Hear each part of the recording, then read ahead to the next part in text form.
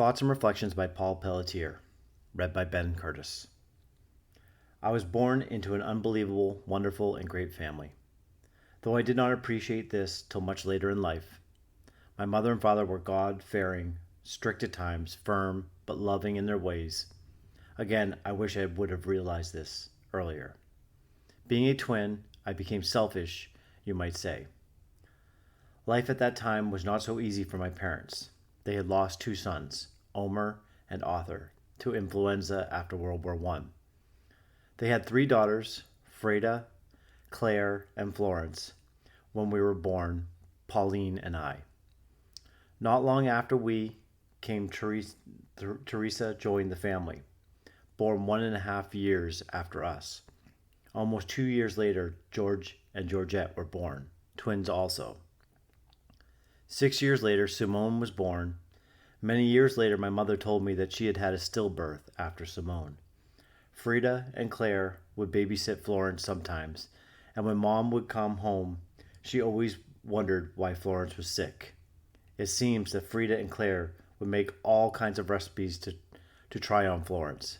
They also liked to spin her around the piano stool and watch her try to walk. My dad came to this country from Canada when he was 10 or so. His dad got employment at the railroad terminal where they had turned the engines around, a place called the Cow Barn. My dad had two sisters and a brother. The sisters never married. Dad's mom died in Brunswick in 1919. My dad's dad died in Brunswick in 1945.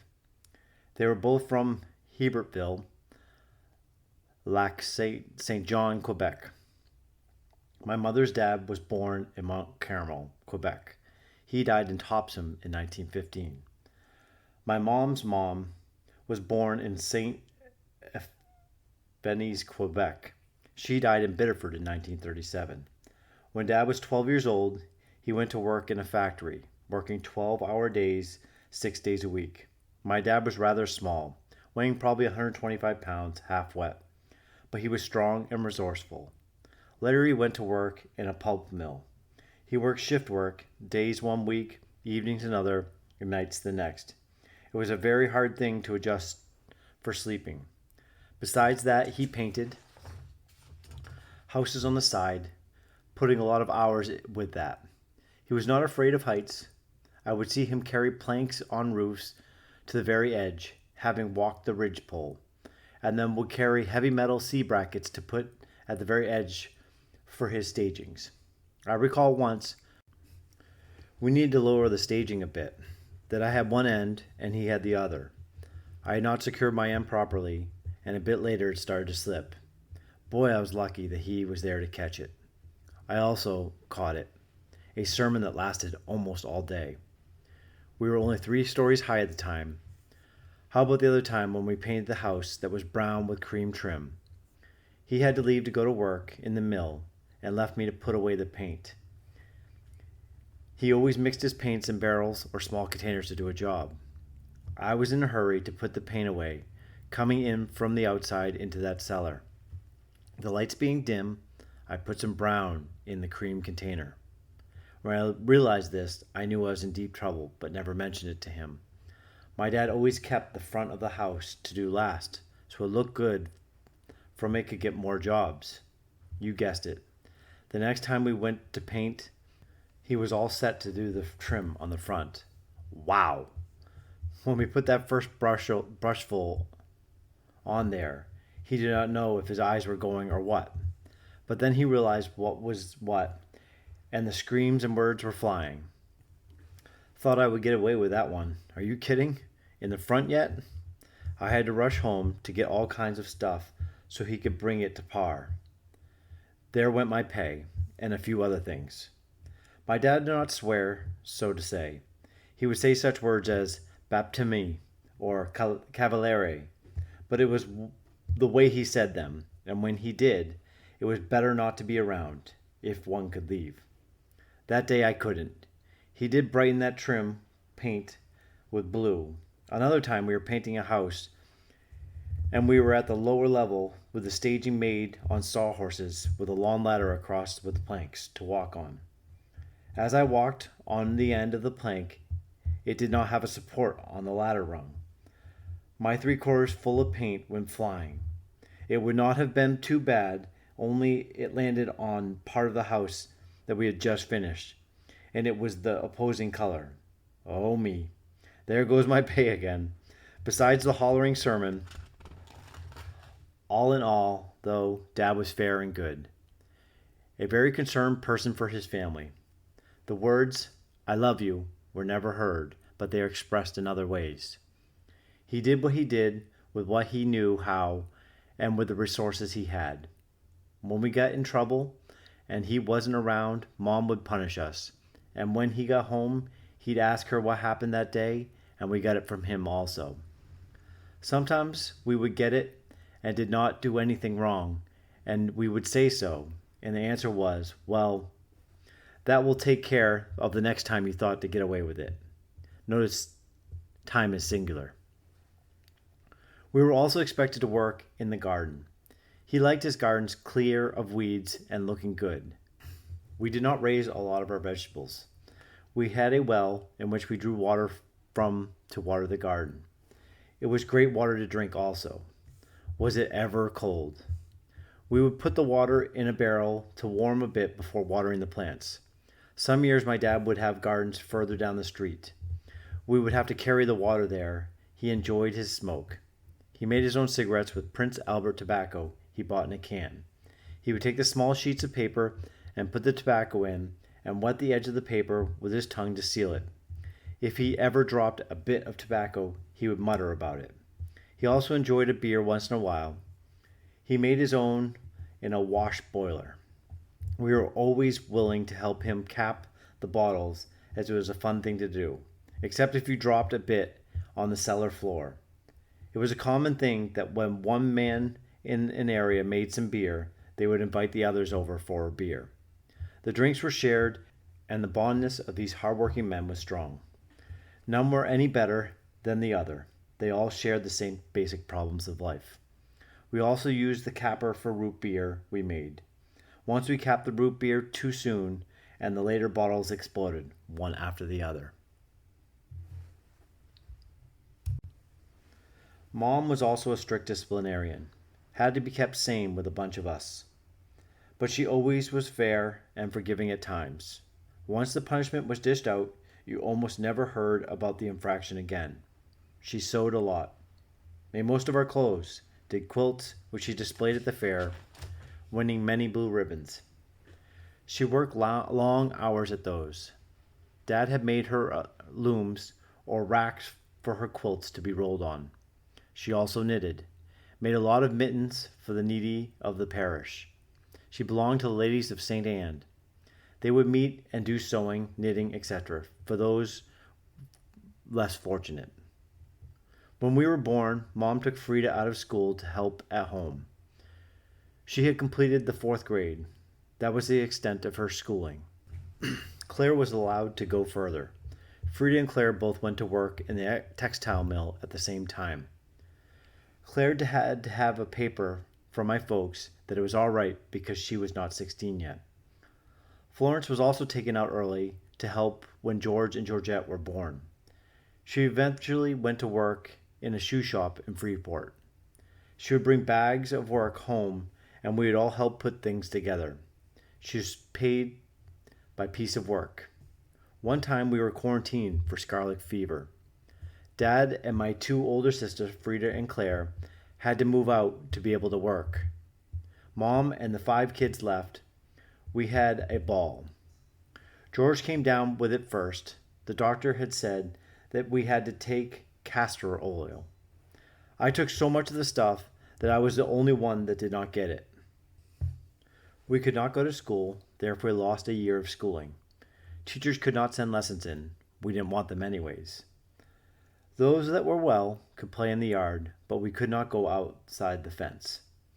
I think a greater bond was established between us. We were close of age also. Food was brought to the back porch and left for us to pick up, when whoever brought it and left. At the time, we were like people alone on an island. There was an old Atwater Kent radio, no telephone. Communications were more by hollering over the fence. In all this, we were happy. It was at that time I also had a small operation on the kitchen table, anesthetized with Mom holding me down. In our backyard, there was a hill that had railroad tracks on it. Over that was a steep hill going down to a very large and long field. The owner let us kids use the very northern part of that field where it gradually decreased back to the tracks. The other side of the field was the river, Androscoggin. It was in that field that we played baseball and football, etc. Sometimes baseball would be hit into the river and we'd hurry down to catch it as it came down. Sometimes people of all ages showed up to play. Eventually, Mr. Bushard, Pauline's father-in-law, bought that field. Following that field southward, the river took a left turn, and around that turn, a beach was built up. That is where we went to swim. The river had pollution from the mills way upstream and the discharge from the cesspool from people's homes. At that bend, most of that stuff, perhaps that is where we got our iron, etc. Once on a dare, I swam across that river at that point. When I got almost to the other side, I was tiring and the current was getting stronger, but I made it. When my mom heard of this, she was mad. When younger, a group of us boys had a club. We would go to one friend's house where there was a shed that his father stored some wood and also had a small stove hooked up for when he had chickens. He gave us permission to use it as long as we got our own wood. After a while, it was hard to find wood in the snow.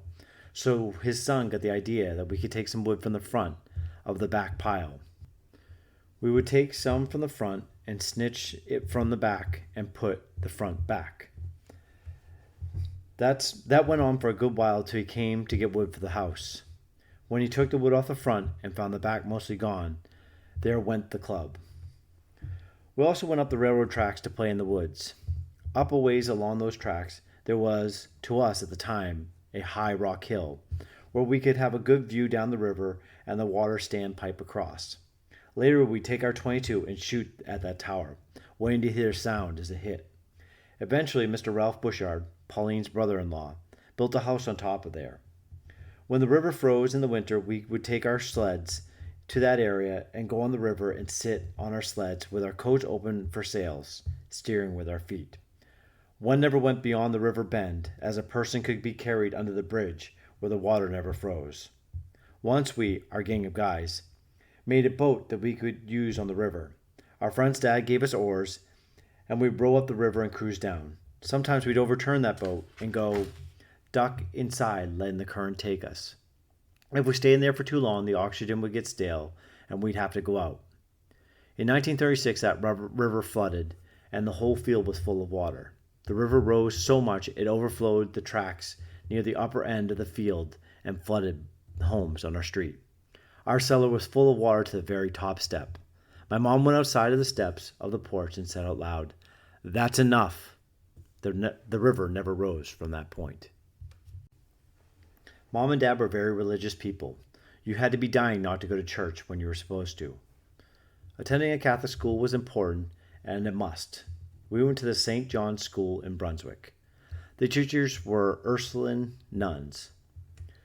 When I first went to school, I was left-handed, but in those days, that was a no-no. So with rulers and prodding, I became a right-handed boy. Some teachers were great, others were like drill sergeants or wardens. They had to do with the likes of us boys. When I was a small boy, Frida got very sick. They put her in a room downstairs. Everybody slept upstairs later on this. She received the last rites of the church. We would go in and pray. The doctor did not give her much hope. My mother prayed and fasted.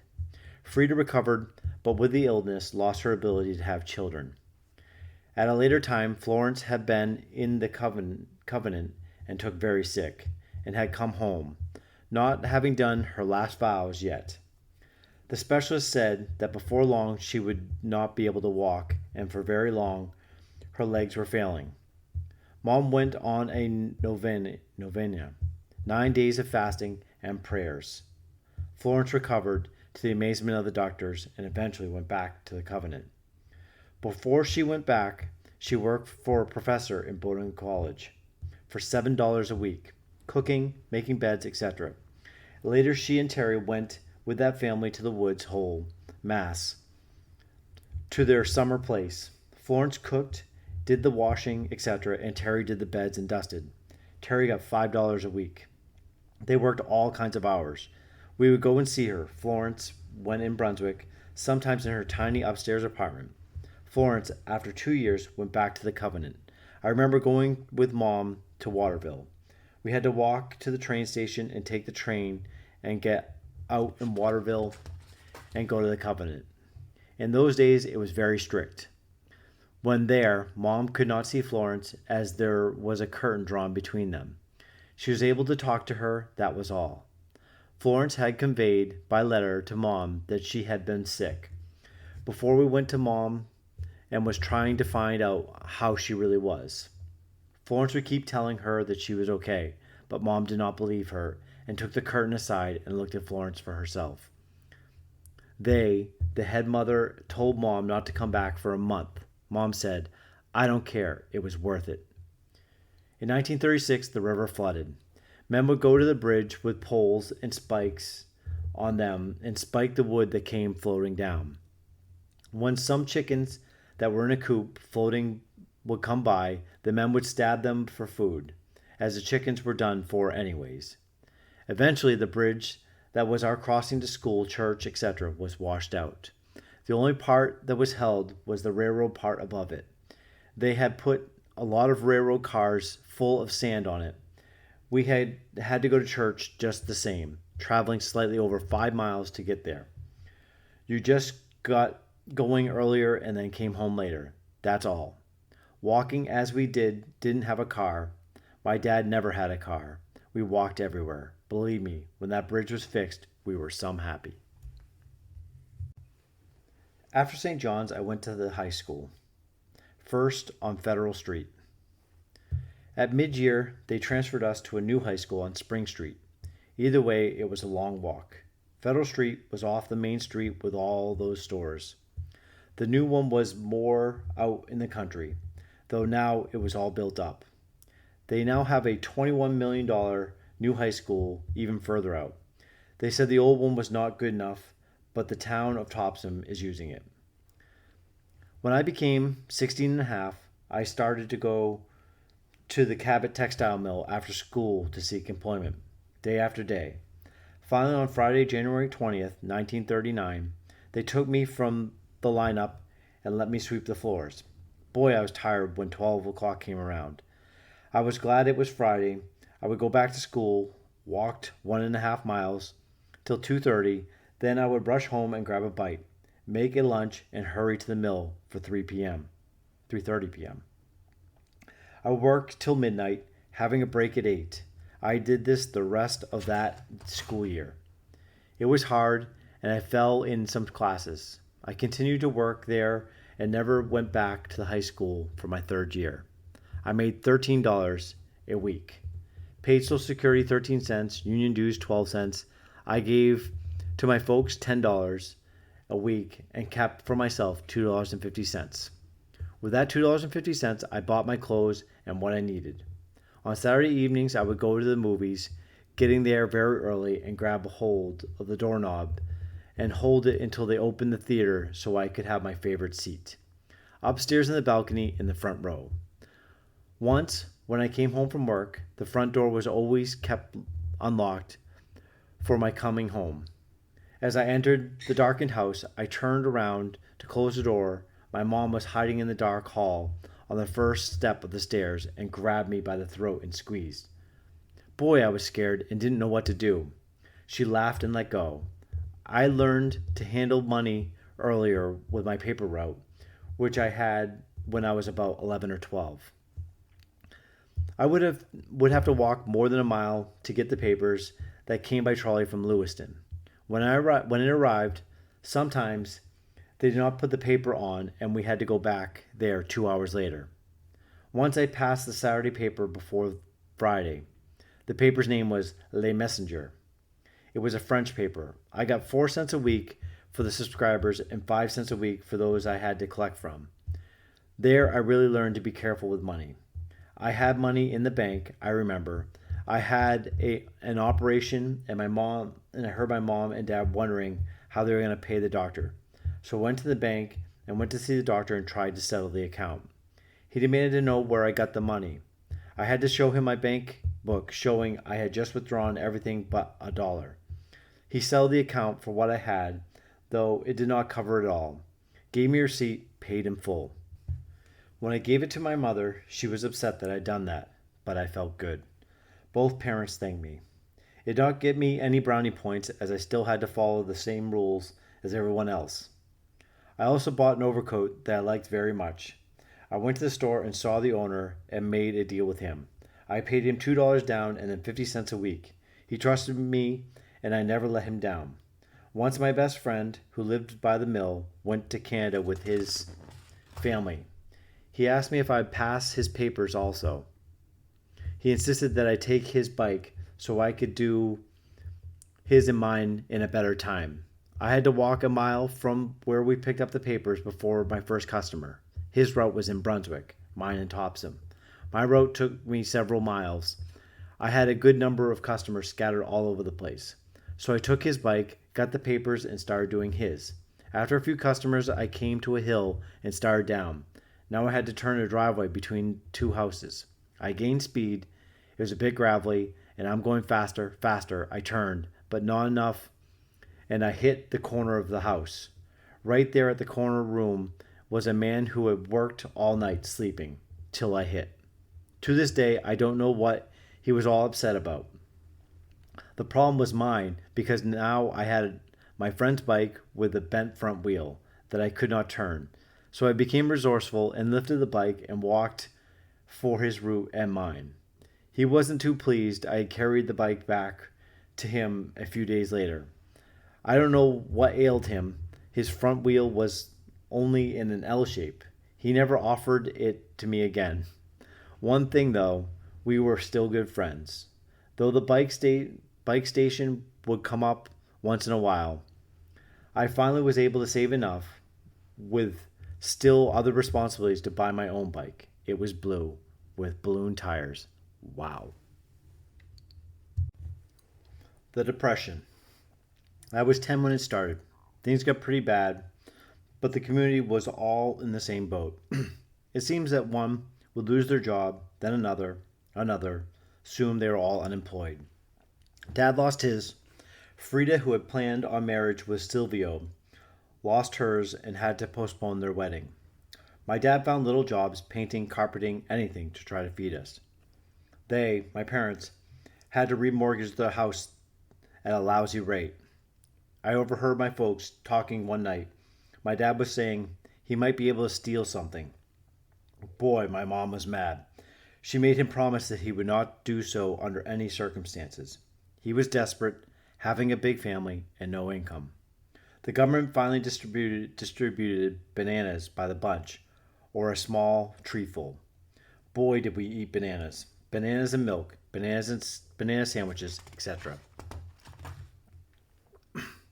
Mom was able to talk the loan company into not foreclosing on the house.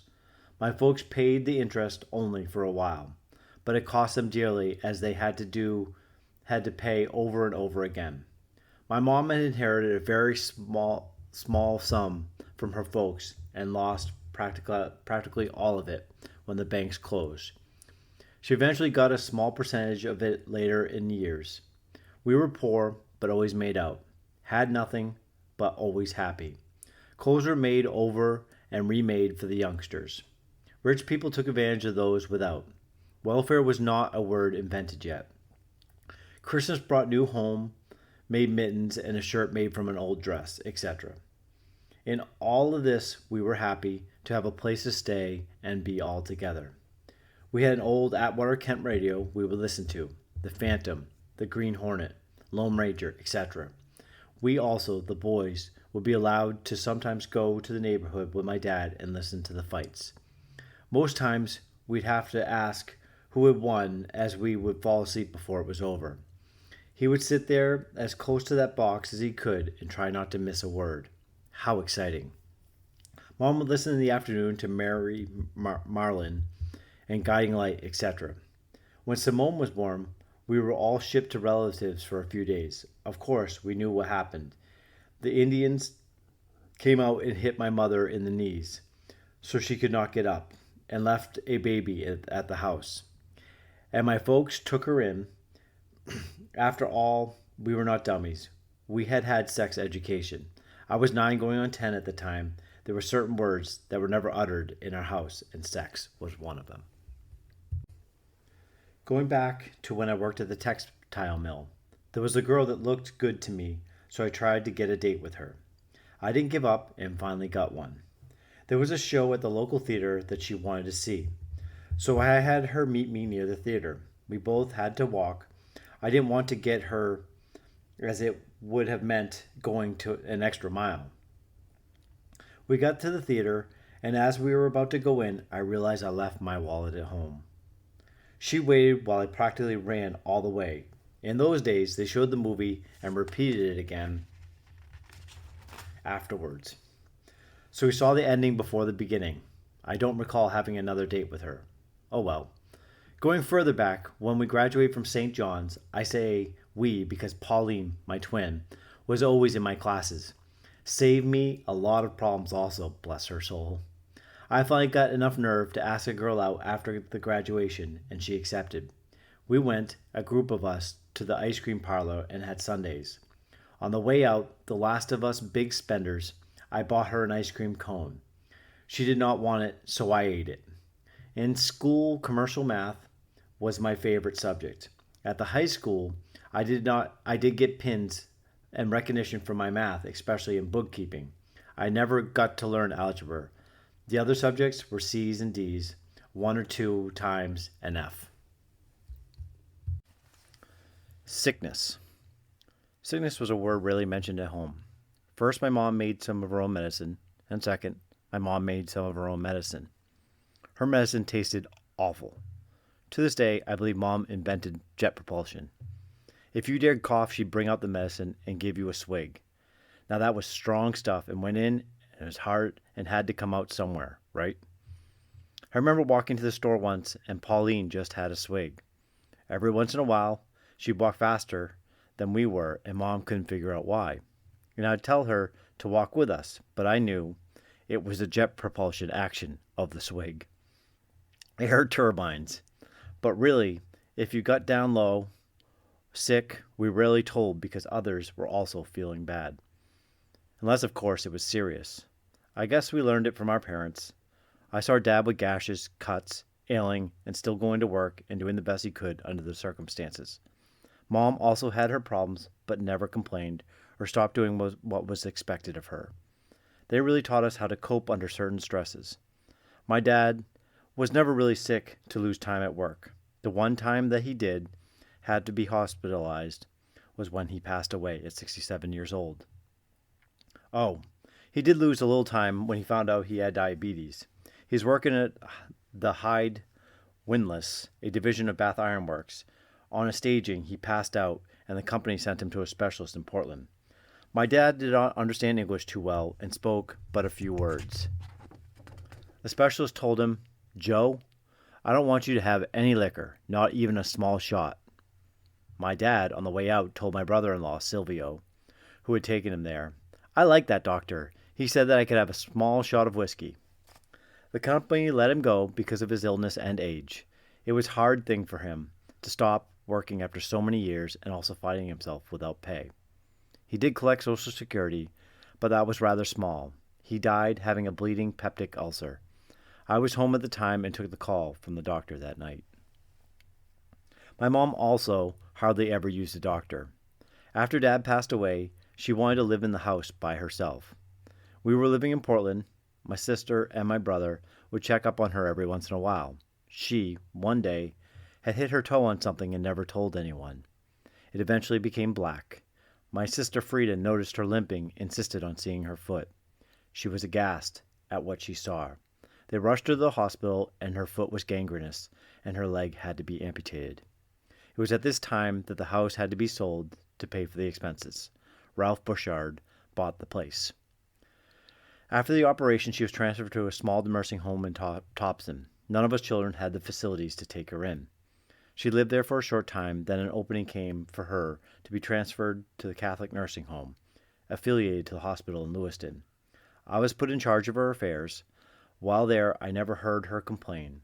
She liked the atmosphere, she could hear, and sometimes they put her in a wheelchair so she could go to Mass. One day, Simone visited her while there. Mom passed away. They, our parents, were hard workers, many problems, faced many hardships, endured many trials, but never lost their love of God and their church. I wish I'd appreciated them more earlier in life. I thank God for my great parents. At one time, when I was about 10, I started to go to Mass every morning. I'd wake up early, no alarm clock. In fact, I don't ever remember seeing an alarm clock at home. We just woke up. I would get ready and rush to the church, a mile away, for the 6 o'clock Mass, then rush back for breakfast and back to school, which was in the churchyard. Back home at noon for lunch, and then back to school for afternoon sessions. Did a lot of walking then. I did that for quite a while. Eventually, Pauline came with me. It was a sort of scary time when I had to do it early in the morning darkness along those railroad tracks.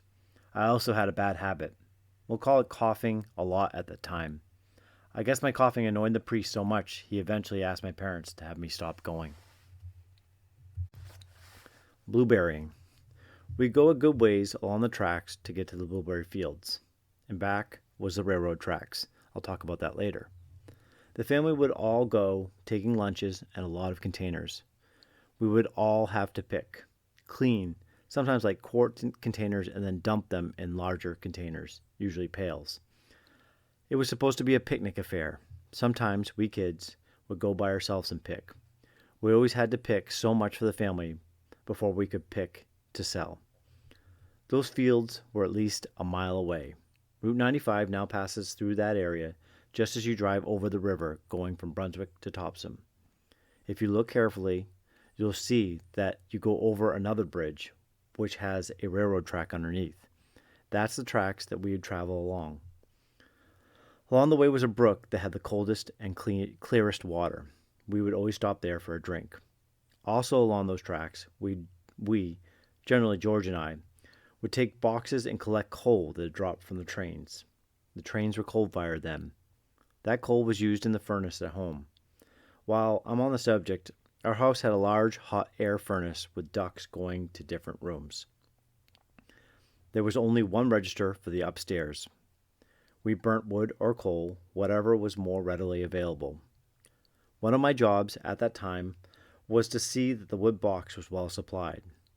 When the wood came in, it was always too big for the stove in the kitchen and had to be split. I also learned to split wood then. The house that we lived in was bought from my grandparents on my mother's side. It had a large entryway which had a side entrance at the back entrance and a back entrance. The room was big enough for Mom to go do laundry there. It also had a staircase to go upstairs the way back. Under those stairs was a storage place. The size of the room was 1.5 the house width. A door let you into the kitchen. On the back of the kitchen, on the side, was a pantry, and the other side a toilet. The kitchen was large enough for us to sit there for a meal. It had a black sink with a counter space and cupboards on the inside wall. On the outside wall was the 2-window arrangement and the wall space for a table. My mom sat at one end of the long table and my dad at the other. It was always a challenge to do tricks on one another at mealtimes, like putting a small pat of butter on the end of a knife to let the person across the table have it in the face. But I think the best was when Georgette wanted to go to the movies and see a certain show. She had no money, and Terry told her that she would take her if that every time Terry said a certain word, Georgette would have to stand up and say, "Heil Hitler." This was all right until it came mealtime. Terry is talking, and slips that word in. Up goes Georgette and says, "Heil Hitler," and sits down. My dad looks up and wonders what's going on. A little while later, Terry repeats that word, and there goes Georgette. Now my dad is stopped, wondering, and says, If she gets up again, they'll be held to be paid. A short time later, there goes that word again. Now Georgette wants to see that show. Bad. Real bad. So what do? She gets up and very softly says the magic words. Got away with it. And was able to go see her show.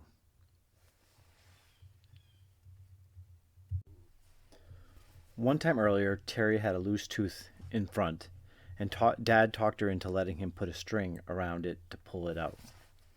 When he just finished putting it on, she panicked and gave a yank, and both front teeth came out. When she saw that, she was mad and picked up a frying pan, the closest thing available, and started to run after him. He was laughing and running up the stairs and down the other stairways, going up and down. It finally subsided. Another time was at school. Terry had a toothache, and the school nurse was checking the kids. She came to Terry and with her throat stick touched that tooth. Terry slapped her across the face. The nurse had to cancel the rest of the day. Terry used to tell us stories and make them up as she went along. She sometimes would tell scary ones and would scare not only everybody but herself also. Quite often, after the meal, my dad would say, "I'll take a 5-minute nap." He could go out in a second and wake up after 5 minutes with no trouble. Once, he dozed off and Terry cut his eyebrows. He had long ones. When he woke up and eventually went to the mirror to comb his hair, he noticed his eyebrows and let out a yell. We, the kids, left the house in a hurry. Didn't wait to go see what was the matter. Thank goodness they grew back again. Also, at that table, we conversed a lot, mostly to cover our mistakes of the day. The subjects changed quickly and often, but we had communication, right? Upon leaving the table, still on the same side of the house, you walked into a good-sized middle room, open to a kitchen by a large archway. Going to the front from there, still on the same side, was another room, the parlor, separated by an archway with French doors. Going towards the other side from there was an enclosed front staircase. Still going through another door was another room that looked like another parlor. From there was another archway that led to another room. That is the room that Frida was put in when she was so sick. A door from there led back to the middle room, or another door which led to the entryway. We hardly ever opened that last door. Upon going upstairs from the front of the house, on the left side was a room that once was a small kitchen and now used more for storage. That area was used by my Uncle Adolf when we were very young. He never married. He died in a main hospital in Portland. To the front of the house from that room was George's and my bedroom, one bed. On the right side from the stairs was our parents' room. In the front of that room was a room for some of the girls. Going through my folks' room to the back of the house was a very large room, which was where the Sandwich slept earlier. Sandwich compiled of twins, Pauline and I, Terry for the meat, and the twins, George and Georgette. On the left, going back of the house, was the upstairs over the entry with the back stairs. This was a room also used for storage. There was a door that led to a good-sized porch which had closed lines to a pole. Under this was another porch like that with clotheslines to that pole also. At the side entrance of the house, there was a sidewalk which led to the line of the property. On the opposite side was a driveway, then a fenced-in area covering an extra large lot where the garden was. In back, we had a large shed with a cellar. My dad kept his tools and painting supplies, ladders, etc. there. There was a stairway going upstairs on one side, and we could store stuff there. That large room was in the middle of the building. On the right was a small room where my uncle kept his stuff. We hardly went in there. I sneaked in once and found my uncle's gas mask from World War I, and I put it on and came out to show my mom. Boy, was she mad. On the right of the large door room was another room where the new chicks were brooded. There was a trap door with pulleys to open to go downstairs. In the cellar, my folks had chickens. My dad had made some separations for his hens and roosters, which he let together according to the cycle of the moon. He believed in that system. I wonder if he used it to have so many kids. It worked. We would pick eggs every morning. Much later, when Dad was retired, they had rabbits there. Mom was a great cook, making do with what she had to work with. I remember her sending us to the corner grocery store to ask the grocer for a dog bone. He knew what it would be used for, but never let on. Mom would make soup with it first, then maybe the dog got it. If it still had some meat on it, out came another kind of soup. In those days, people would go to the grocery store and charge everything, paying when the paycheck came. You would go and tell the clerk what you wanted, and he would go get it. No one handled the merchandise till you came to pay. When our folks, mostly Mom, went to the corner to pay the grocer, we all wanted to go because he would give a small candy to the kid. I remember the bakery man would come to the store and bring fresh pastries. Then he'd take the old stuff and throw it over the bridge. In the winter, the river froze, except under the bridge. Some pastries would fall far enough onto the ice for us to crawl, gingerly, sometimes using skis to not break through, to retrieve it. We would put the stuff in the oven for a few minutes, and it was good enough for us. In those days, all trash was disposed of by throwing it over the side of the bridge and letting the river take it. That's how you disposed of cats, also. I remember once, the cat was back home before I got there. We had good cats and the other kind. My sisters would sometimes dress the cat and take it for a ride in their doll carriage. We had a dog called Bobby, a mongrel and very friendly, especially with the neighbors' chickens. My mother used to get upset when she'd come home from church and have Bobby come and jump on her, especially when his paws were wet and dirty. I remember took him hunting once. A partridge lit up in front of him, and he ran away. Another time a pheasant took off, and I shot at it. The dog did not show up at home for 3 days. We had him for a good number of years. He used to run after trains, and got hurt one day. My mom asked Silvio to put him out of his misery. I went with Silvio, and he told me to tie the dog to a certain tree, and while I was doing that, he shot him. I almost did not come home for 3 days. Silvio was a great hunter and fisherman. He loved the sport. He gave me a 20-gauge shotgun once, hoping to make me one. Somehow it never worked. When I worked in the mill, second shift, I went deer hunting with a co-worker in the mornings. Did that for all the month of November. Never got or saw a thing. On the last day, I wanted to set my sight and shot a weather vane off an old barn. The guy that I was with came running and thought I had shot a deer. I don't know what ailed him after I told him what I did. He never asked me to go again. Oh well. Today, I wish I would have had more of an interest in it so I could have taught my sons to hunt and fish. My dad never hunted or fished, never had time to, so I never took it up. Once, though, my dad took me deep-sea fishing. It was great going there. But when the boat stopped, boy, did I feed the fish. The captain told me to go to the small cabin and lay down. It was worse there, as the smell of the engine was bad. Sick. And what was worse, when we finally got to shore, I got out only to feel the earth going up and down, and was sick again. The very next week, my dad said that we were going deep-sea fishing again. I did not want to go. But with my dad, you learn to obey early. I went and told one of the men what had happened the week before. He took me under his wing and told me and kept telling me to look up away from the boat at the horizon. It worked very well. Much later, that would become a big help going overseas on a British ship. I did get quite a few fish that day. Eventually, Florence, Pauline, and Georgette were in the convent. Florence doing her last vows, Pauline doing her tertian, intermediate, and Georgette a novice. Georgette had gone to the convent to work for a year. She came out and worked in the mill for a year and went back to become a nun. Pauline was working in the mill and decided to go to become a nun. After she was there for a few years, she came down with rheumatic fever and had to leave. Mill work. I worked at the mill mostly on the second shift. I used to go play tennis sometimes before going to work.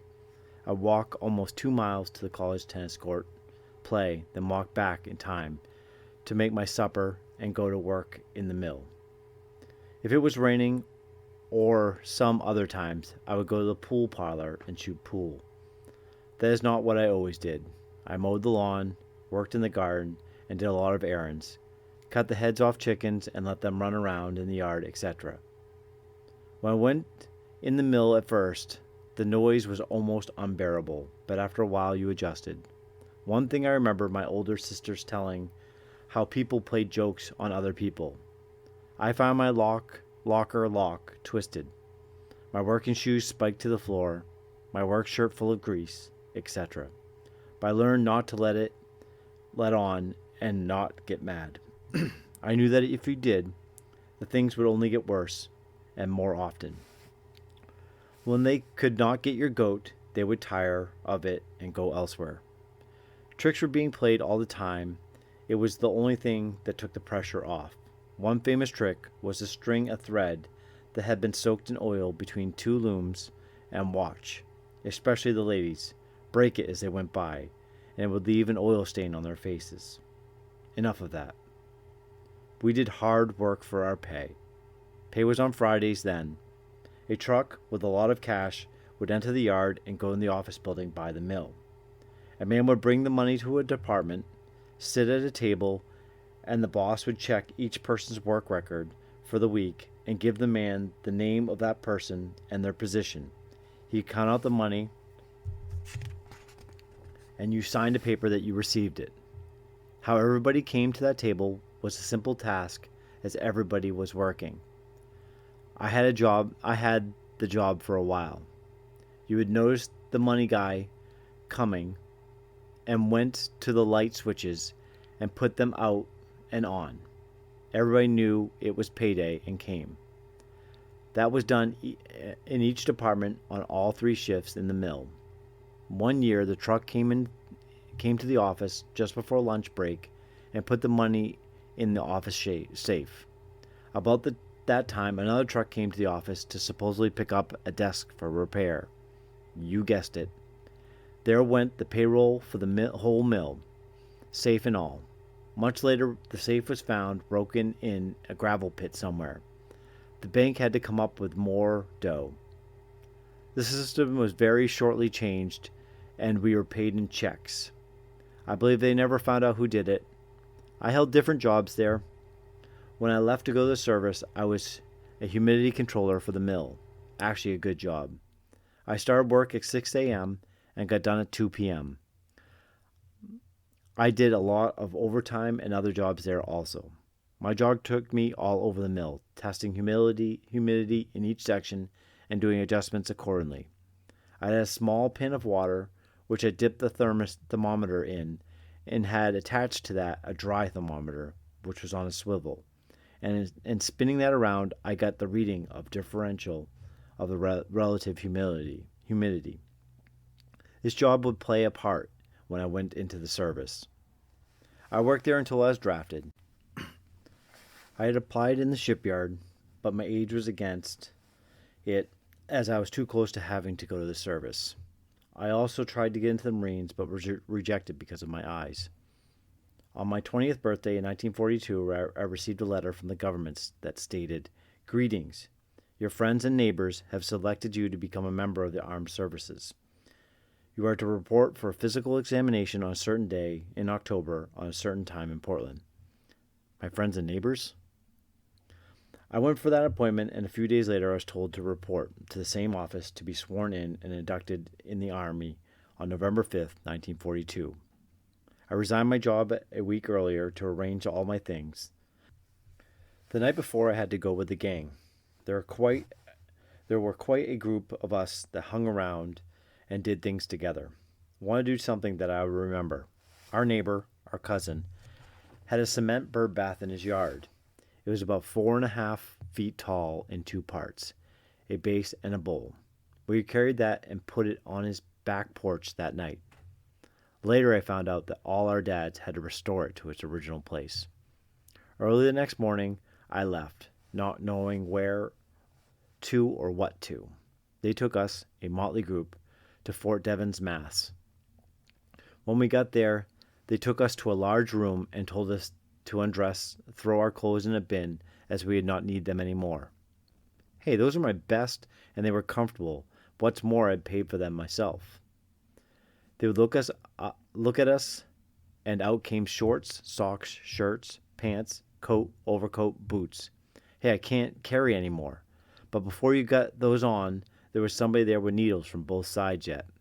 You got shots for this and that. Once dressed, they shuttled you to a place to sleep. They did feed us something in there. At 5 the next morning, we were outside in the cold, half asleep, lined up, and names were called or barked, as more like it. After breakfast, SOS, better known as shit on a shingle. Actually, it was not that bad.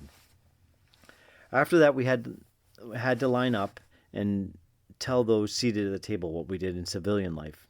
Remember that thermometer that I used at the mill? When I told him what I did, he said, "He can read the thermometer, Medical Corp." The very next morning, very early, I found myself with a large group heading to the railroad station, wondering where we were heading. It was still dark and cold. We boarded a train, and finally it took off. We traveled for hours, coming to a stop in the rail yard and waiting for other trains to go by. Then we'd go again. Sometimes we'd see names of towns. None were ever familiar to me. We saw snow, then no snow, then more snow. Finally came to a stop. The sign on the place said Essex Junction. Where in the dickens are we? We had traveled all day and a good part of the evening. They would move troops that way to supposedly confuse the enemy about troop movements. That is why it took so long to go to Vermont. They got us out, and there were a lot of trucks waiting. We boarded those and went to a camp, Fort Ethan Allen, outside of Burlington, Vermont. They put us up for the night, and the very next morning we were assigned an outfit. Mine was a medical detachment on the post. I was assigned to work in the hospital. They gave us quarters, which were rather nice, in a very nice brick building. My room was on the second floor. It was a very large room with 16 bunk beds in it. It had a lot of windows. Outside the room was a large bathroom with showers, flushies, and sinks. The bunks were arranged with 8 bunk beds on one side of the room and 6 on the other, with 2 going lengthwise in the middle. My bunk was a top one with a kid from Montana underneath. We became good friends. Art Wilcox was his name. We reported at the hospital after we were settled and given a going over. We were assigned duty and schooling in medical terms, functions, etc. Our time of duty was 12 hours on and 12 hours off, 6 days a week, or more if there was an emergency. We still had to be there for reveille or taps. We first got there and we were not allowed off the base. The PX was our supply house. That is for odds and ends to goodies. Most men went for 2 or 3 beers. I went for ice cream, butter pecan mostly. I gained pounds, but with all the exercise we got, it wasn't so fatty. The sleeping arrangement was that one would have his head near the wall, and the next bunk would have his head towards the center of the room. Mine was towards the wall window. There was a guy across the way that had his head towards the wall that snored unmercifully. I went behind his bed and slammed his pillow on his face. Running back, putting my foot on the lower bed, jumped on my bed. In the blankets as quick as a wink. One time, though, as I put my foot on the lower bunk, my foot slipped and I fell on the guy below. Another guy that had his bed in the center would go to the PX and get drunk and be very noisy when he would come back. So I figured I had to take care of that also. I started short sheeting his bed. You take the top sheet and insert it like it is the bottom sheet under his pillow and fold it halfway and make it look like the top again. When he would go to get in, he could only go halfway as it was sitting on the sheet. he was trying to cover himself with. After a while, I really got brave. I double short sheeted. He had come to expect it and just undid the top sheet. As time went by, he still was drunk often, so I once put his footlocker on his bed. What a job to put that on top of a bed. He came back to the barracks, drunk and noisy, and in the dark was trying to get to bed. He first thought someone was in his bed and bellyached about it for quite some time. Finally, he realized what was what, and he grabbed that footlocker and dragged it off the bed, letting it slam to the floor. In all of these, everybody was blaming everybody else. I was very shy and quiet, and nobody was blaming me, as they knew I wouldn't do such things. Oh, my bed was shorted once or twice also. That's how I found out how to do it. The grounds of that place was very nice. It was something to see the guys coming from there from the deep south. Some had never seen snow before. It was funny to see them try to make a snowball and keep it intact to throw. Once a guy from the other barracks got drunk, came back to his barracks trying to get into the back door so he'd not be noticed. The door he chose through was an emergency door and opened from the inside. Inside that area was a large room where the guys played cards, pool, records, etc. It was always noisy in there. He knocked at the door, but no one heard him. Rather than go out by the front, he stayed there. Finally, he fell asleep there. They found him early the next morning. He ended up having to have a hand and foot amputated. It's a wonder that he was still alive at all. Once there was an epidemic of spinal meningitis that broke out at the college in Burlington among the Air Corps students there. We had to go there and transport those stricken to our hospital. If we were on duty, we'd hold the soldier by an arm and around his neck and the other side of his legs, bending his body so the doctor would be able to inject a needle to tap their spine. It's a wonder that we did not come down with it. Some did die. It was a hard thing to see how those suffered. I guess it was the beginning of my becoming hard-hearted. The first operation in which I was to assist was just an appendectomy. I practically fainted. Had to go out of the room and they would send me back in. I couldn't see how those doctors were able to operate all morning and then go to lunch. Eventually, I was as bad as they were. We were trained to work in different departments of the hospital. Oh, by the way, when there early, I was assigned to a ward. I soon became an expert in BPE, BED-PAM, and enema. How about in the laboratory looking among feces for the head of a tapeworm? Yuck. I didn't care for lab work. Inspection was a norm at the time. Though once a big general came up from Boston. I had worked all night and was sleeping when attention was called, and I had to get up and stand there in my BVDs. I had a pair of boots, and I took pride in and would shine them extra well. The general came near me and noticed my boots and picked them up to look at them. I had not worn them for a while.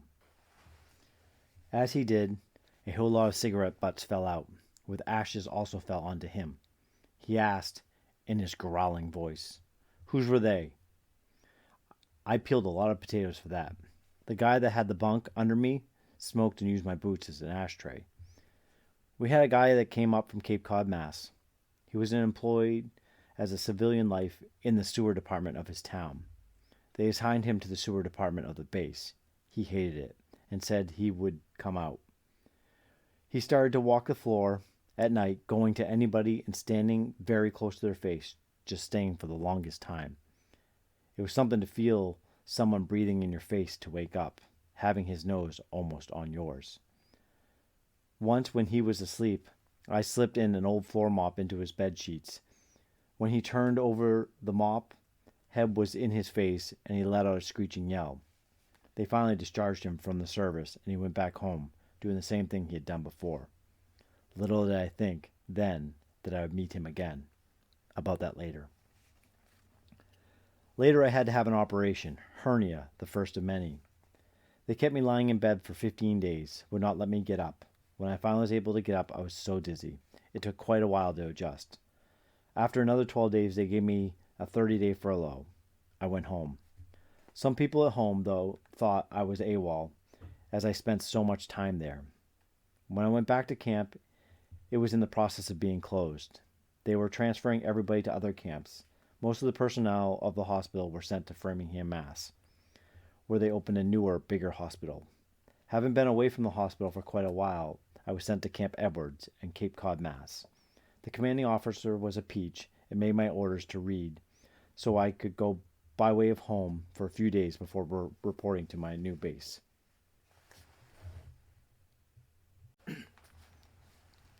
I arrived at the base and was assigned to the hospital there.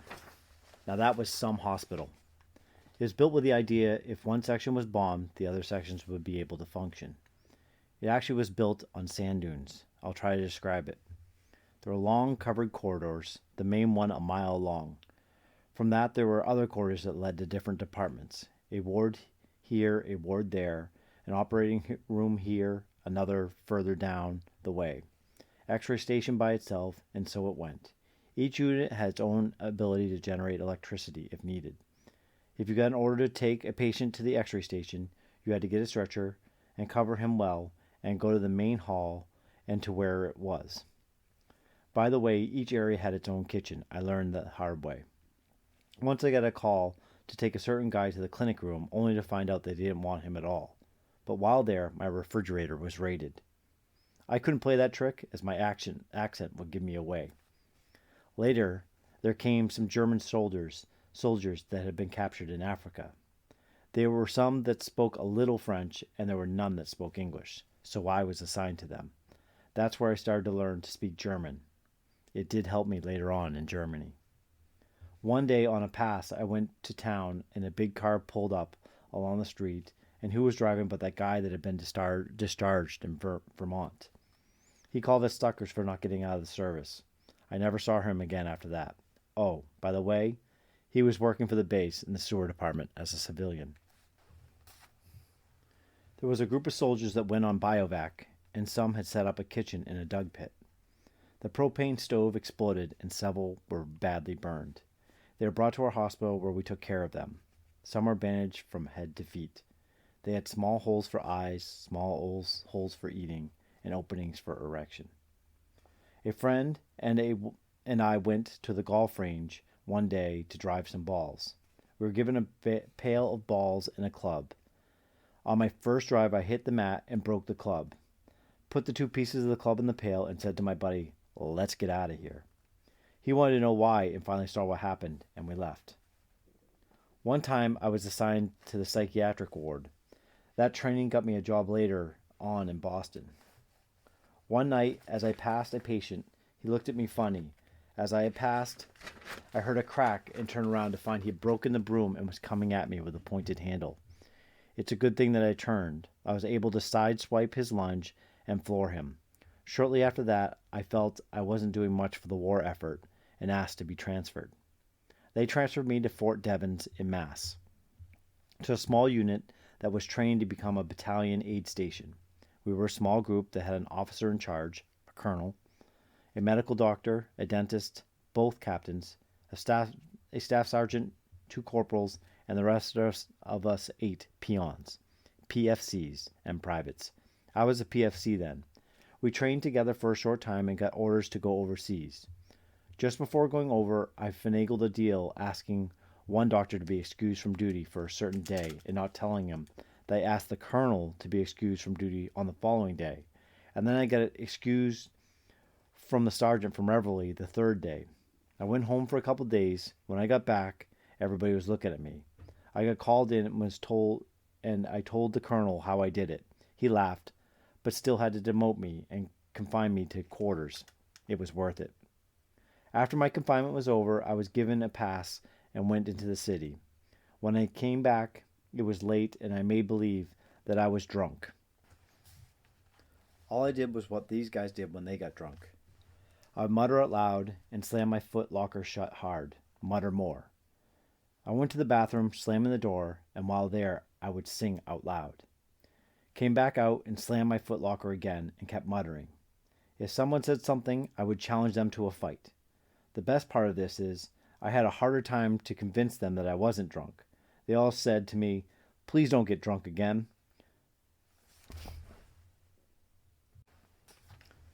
Soon after, we boarded a train and went to New York.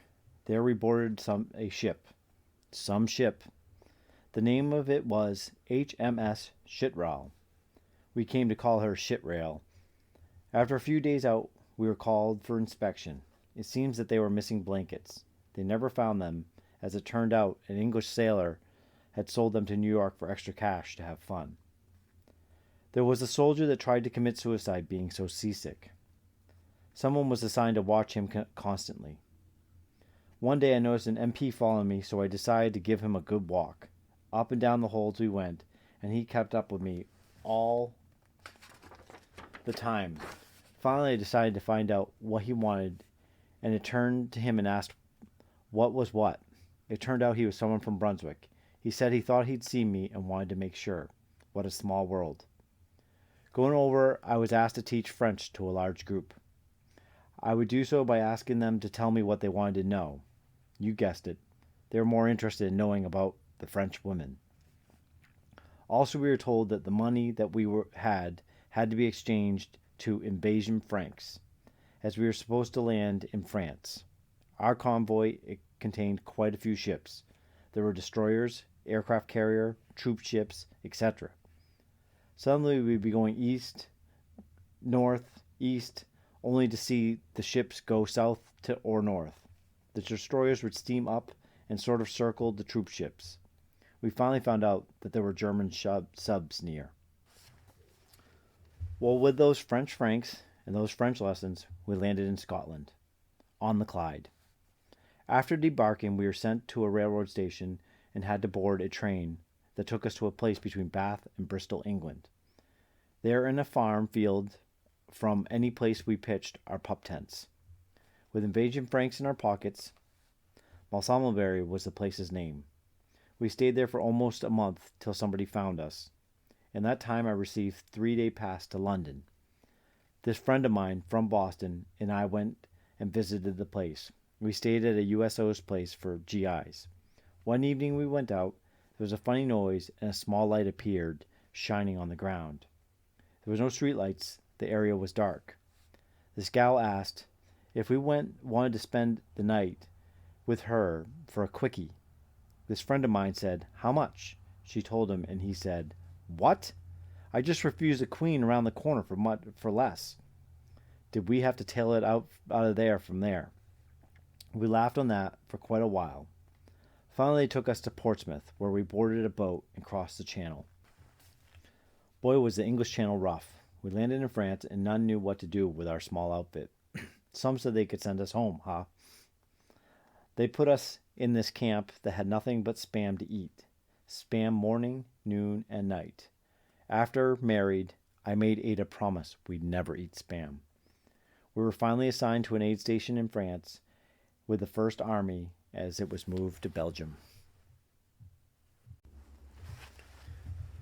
Later in Belgium, we set up in a school in the town of Huy. Soldiers from the front will be brought to us for treatment before being evacuated. We were there for a while and then moved again. While moving, the German forces overtook some positions of the Americans, and we found ourselves in the Battle of the Buldge. We were not ourselves in the Buldge, but the outlying area. Hiding in the woods, I saw German soldiers going by. Scared? Yes, I was. We finally crossed the Rhine near Cologne on pontoon bridges. Remember, we had no guns. As medics, we were not armed. We did have a big white circle with the red cross on it, on our helmets and armband. A good target for someone who was mad at you. There are things I saw there that are better forgotten. Some almost unbelievable. When the war ended, I was south of Brunswick, Germany. I did receive 3 battle stars and a few commendations. Later we were sent to the south of France. On the way we stopped in Huy, where we had been before, and I met my cousin from Brunswick. We were able to chat for some time before we had to go. We ended up in the outskirts of Arles, France, not too many miles from Marseilles. We were there for a while. While there, a guy from Boston and I were given a pass to visit lords of the Pyrenees. It was unbelievable to see all those crutches hanging from the walls, etc. We also took a cable car ride in the mountains. It would go from the top of one hill to a point on another peak, and so on. When we got almost to the top, the car stopped. These were glassed on each side so one could take in the sights. We were dangling. We could see the people on top and down below us and a long way to the ground. There were 12 of us in that car. One guy panicked and had to be subdued. Clouds were going by us. Finally, the car started, only to suddenly slip and start going down. After a while, it started again and inched its way to the top. On top, you could see into Spain, when the clouds were not present. When we got back to the town, there was a woman selling something, and she asked how to say 2 bits in English. This friend of mine told her 2 hung low. When we left her, she was hollering 2 hung low. While they were at the grotto, where Bernadette saw her vision, I bought a small bottle of holy water from the grotto and sent it to my father. He revered that water for a long time, using a little as he thought it should be used. Going back to the camp, we got a ride in a 5-ton army truck loaded with supplies for the camp. The driver was tired and wanted me to drive. He told me it was easy and told me how to do it. Never having driven before, I was willing to try. I did.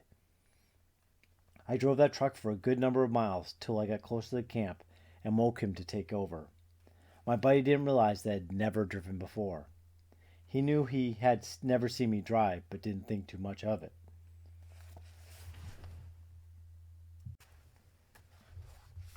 While in that area, we used to get free cigarettes from the companies. I had quite a few packs of cigarettes. Used to give them to the smokers in the outfit, but these I had saved. This guy and I went to this area that we had heard was a good place for the black market. He had a bunch of cigarettes also. He parked the Jeep and took the rotor out as a lock. That was a good trick that he'd learned earlier. Without the rotor, the car would not start. I got to talking to some of the French guys, and before you knew it, we were ushered to a small office where there was 2 other guys. We sold our butts, and I told them that we had much more, because I thought we were going to rob us also. They let us go, and when we told them we'd be back in 2 days, we had no plans of returning. As we drove up a hill and around the corner, we saw a bunch of MPs surrounding the place and confiscating everything. We got a good price for those butts. That's the only time I ever sold anything on the black market. That area in the southern France has lots of salt.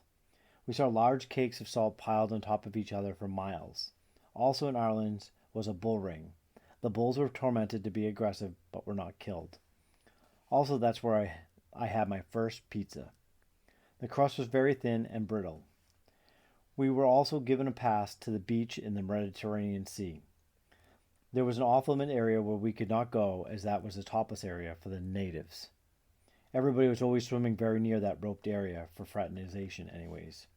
There were always guys getting thrown off the premises for failing to observe the rules. The gendarmes were kept busy. Finally, it came time for us to board a ship.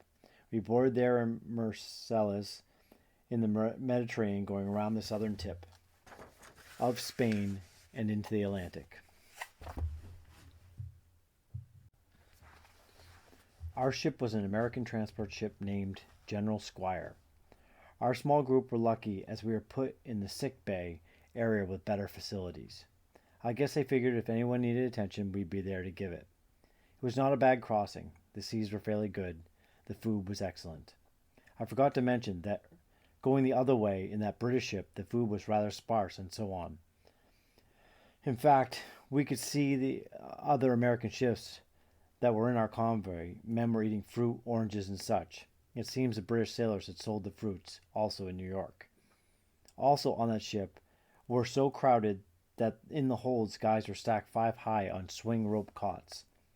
When one could not go out, the air was ever stuffy down there. But now on this American ship, things were so very different. Eventually we landed in Newport News, Virginia. Now we received a great welcome. The feast that was put on before us was unbelievable. They put us up overnight, and the next morning those of us that had enough points were sent home on furlough, only to report to an assigned base to be processed in or out. Points were earned by time served, combat time and experience, duties, etc. The battle stars were big points. Oh, some of the guys in our outfit at this time did not have enough points as they were replacements for those who had been killed in action. One was the dentist, 2 corpsmen, and a medical officer who was wounded. So home I went, on a train. I had a transfer in Boston, and that train ride to Brunswick was the longest I'd ever had. It seemed like we'd never get there. Finally, the conductor hollered, "Freeport!" I knew then that Brunswick was next.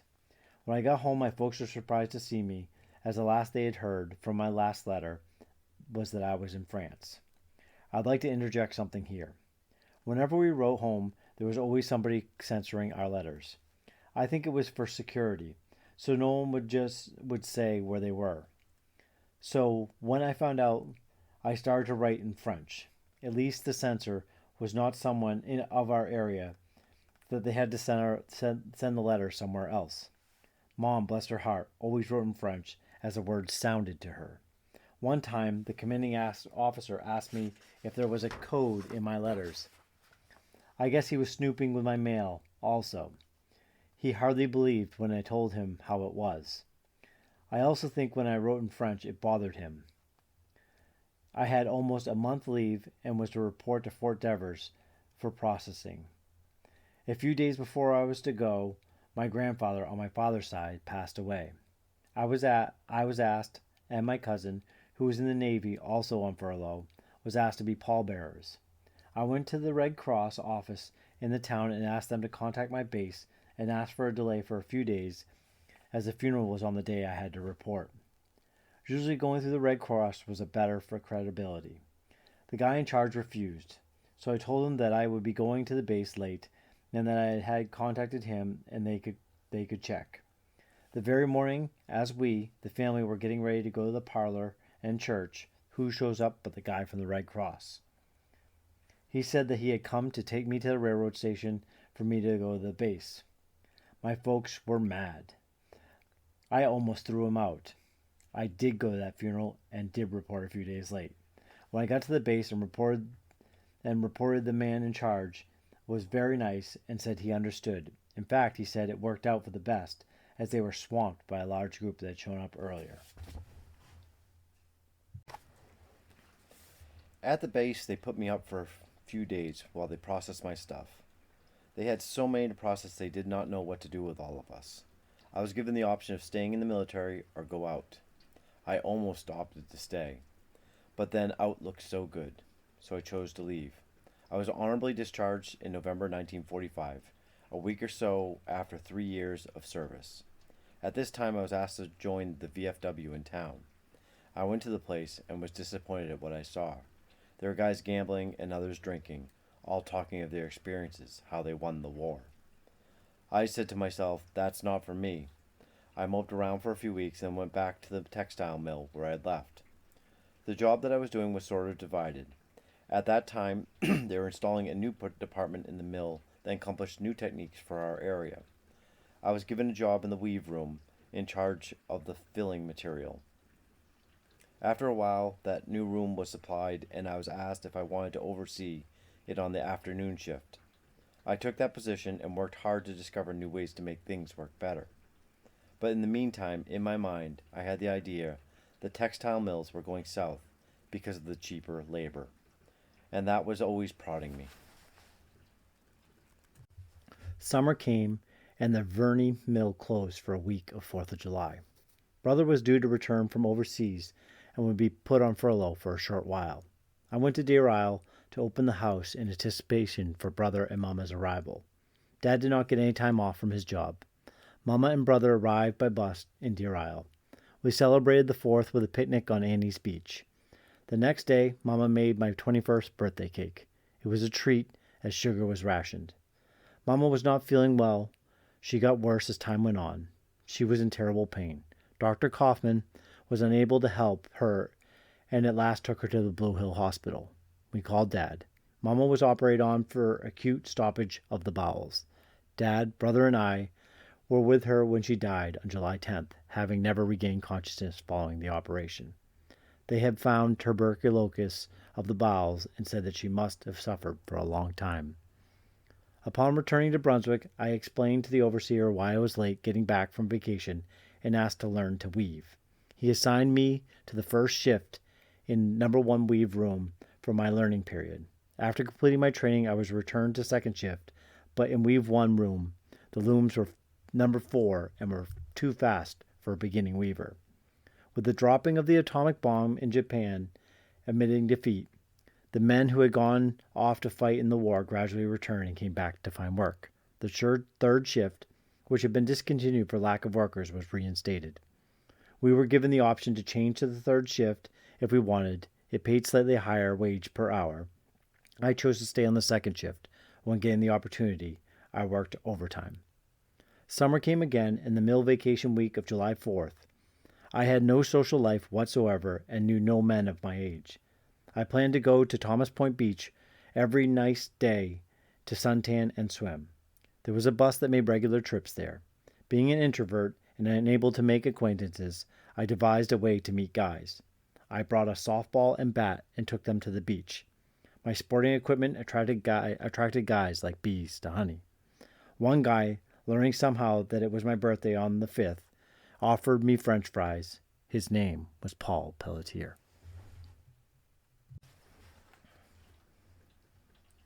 Also in that time, I would go to the beach, Thomas Point Beach, by a local bus, walking at least a mile to take it.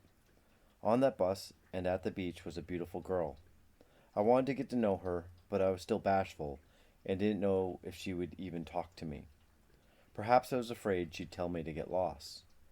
The mill at that time would close for repairs and such the week of the 4th of July.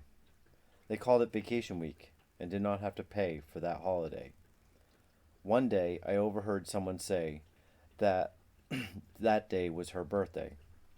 After playing softball, which she brought, ball and bat, we went to a place where they were selling goodies. And I, the last of the big spenders, bought 2 small boxes of French fries. I went where she was sitting. She was alone for a minute, so I gave her 1 box saying, "Happy birthday." She wondered for a long time how I even knew it was her birthday. I asked her for a date for Sunday night, and wow, she accepted. Sunday morning, as I was getting out of the church, a guy I knew said to me, "I understand you have a date with Ada Scott tonight." I said that I did, but if it was his territory, I would back off and cancel it. In those days, no one ever butted into another man's territory. He said no, but he had had a date the night before, and that she was sick. Later, when I got home, I called her and told her that I was sorry she was sick, and that if she wanted to cancel the date, I would understand. She assured me she was all right, and the date was still on. I was dancing. So that evening, I called on her on Potter Street, almost 2 miles from my home, and we went to a movie, walking of course. From there, I did not give the other guy much room as I kept asking her out, and to my delight, she would accept. She was working in the mill also as a weaver, then on the lower floor. I would sneak down when I could to go see her. We'd play tennis or go to the beach, take long walks, went canoeing, and be often together. Now also at this time, my folks were not so happy that I got acquainted with a foreigner, a non-Catholic, etc. One day I was planing a board, and my hand slipped and I cut the end of my index finger and split the middle finger of my right hand. I came upstairs, and Simone was home and fainted at seeing the blood. I gave myself a shot of morphine and went to see our neighbor. He took me to the doctor, who sewed my fingers up. I never met Ada's mom, as she passed away July 10th, 1945. In August, she asked me to go to Deer Isle, where she came from, to see the old homestead. So we went to Deer Isle for the weekend. We took a train in Brunswick going to Bangor, and took a bus from the station to Deer Isle. I thought we'd never get there. The bus stopped everywhere. Getting to Deer Isle, we walked to Annie's house. Ada called the lady and asked if she'd put me up for the night. Ada stayed in Myrtle's house. That afternoon, a couple that Ada knew took us around the island. We picnicked at the beach by the bridge, where I was with bandaged fingers and all. That evening, after saying goodnight to Ada, I walked to Pressy Village Road, and went there where I was staying. I asked the lady if it was all right if I took a bath, and she said it was okay. I went in the bathroom, and the tub had a round shower curtain that hung into the tub. I got undressed and went in there, putting that curtain around myself, and turned the shower on. Wow, that's cold. Well, it will get better soon. What she did not tell me is that the shower did not have hot water, and the water came from the well. When I got out of the shower, I must have been blue. But I felt good. I slept well, and the next morning thanked her. She chuckled when I told her about the shower. Someone took me to church in Stonington the next morning. Later we, Ada, Myrtle, and I, went to the house. It really looked like a hillbilly house to me at the time. I almost expected to see a still in there, haha. Actually, I didn't. Love covered many plaster holes, etc. The area intrigued me. The shore and all the trees and its beauty. But anything that was discouraging or detrimental was overshadowed by Ada's beauty. You could see that this place was special to her. We went home the way we came. Bus, train, and walk. All that was in 1946. As I said earlier, I had a vision of textile mills leaving the area, and I applied to school in Boston that taught dental technology. In the middle of August, I received my acceptance to the school. My going was a twofold question. 1.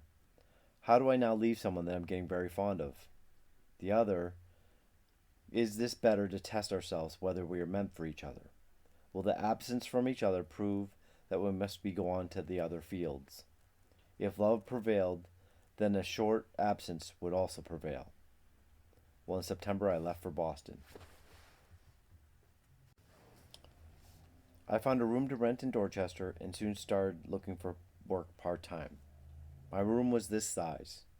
The bed was a cot size and the head against a window that had a closed shade. The side of the bed was against another window. There was room for a very narrow chair, which was between the bed and the other wall. At the foot of the bed was a small dresser. On the back of the door was a hook for hanging clothes. That was it. Not good for a claustrophobic person, which I am not, thank goodness. I had to go to go to the bathroom, I had to go up the back staircase and down the hall where there was a bathroom to share with the other roomers. I soon found out when it was the best time to go, although sometimes when one had to go, he had to learn to dance for quite a while waiting. I did find, after searching for quite a while, a job in Mattapan, at the Boston State Psychiatric Hospital. My training in the Army gave me the job. I was assigned to the receiving ward, where they would bring patients to be admitted. There these patients were evaluated before they were put them where they belonged. I would get up very early to beat the rush to the bathroom, and then go to breakfast in a joint, and take the L, later transferring to the subway to the center of Boston down the Commons. There I would walk through the State House and down Hancock Street, where the school was. Upon leaving the school in the afternoon, I would take the subway to another elevated rail to Mattapan. I worked there till 11 p.m. and took the L to Dorchester to bed. Those days were long, but I was glad to have the schooling and work. Schooling was more on doing than homework, which I was glad, though we did have some homework sometimes. The hardest part of the whole time was not being able to communicate with people. If you dared to talk to someone, they'd look at you as if you were poison. There I was with a million people and lonely as heck. I loved the schooling and was able to keep up with it. The school had promised that upon graduation they would have found positions for their students. At that time this was a 1-year program, though the following year they started doing a 2-year deal. Actually, I heard later that they closed the school because they got in trouble with the government about some GI students they were taking advantage of. I was there under the GI Bill of Rights also. Through my service duty, I have 4 years of schooling I could take advantage of. Our school was on the second floor. In the back of the room was the window that from there you could see the old Howard Street Theater, where men would go see the Coochie Girls. It was funny to see these guys just happen to walk by and look on all sides to see if someone was seeing them and sneak in quickly. Now I soon found myself hitchhiking back home on weekends whenever possible. I really got some doozy of rides at times, usually arriving very late at home. Short rides, many rides, rides with very sleepy people, etc. Even ride once with a state policeman. In October, my brother George got married. In November, my two sisters, Pauline and Terry, got married in a double wedding ceremony.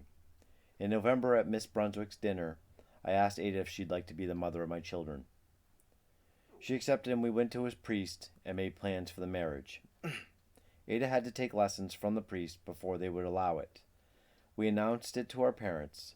My dad was furious and said that he would never attend the wedding. My mom was upset, but also kept it to herself. My Aunt Lydia, my mom's sister, had been preaching to my mom how it was unhealthy for me to be going out with an unbeliever. She was my godmother. Well, now I had just turned 24 at the time and had seen the ravages of war, and old enough to make up my own mind come hell or high water.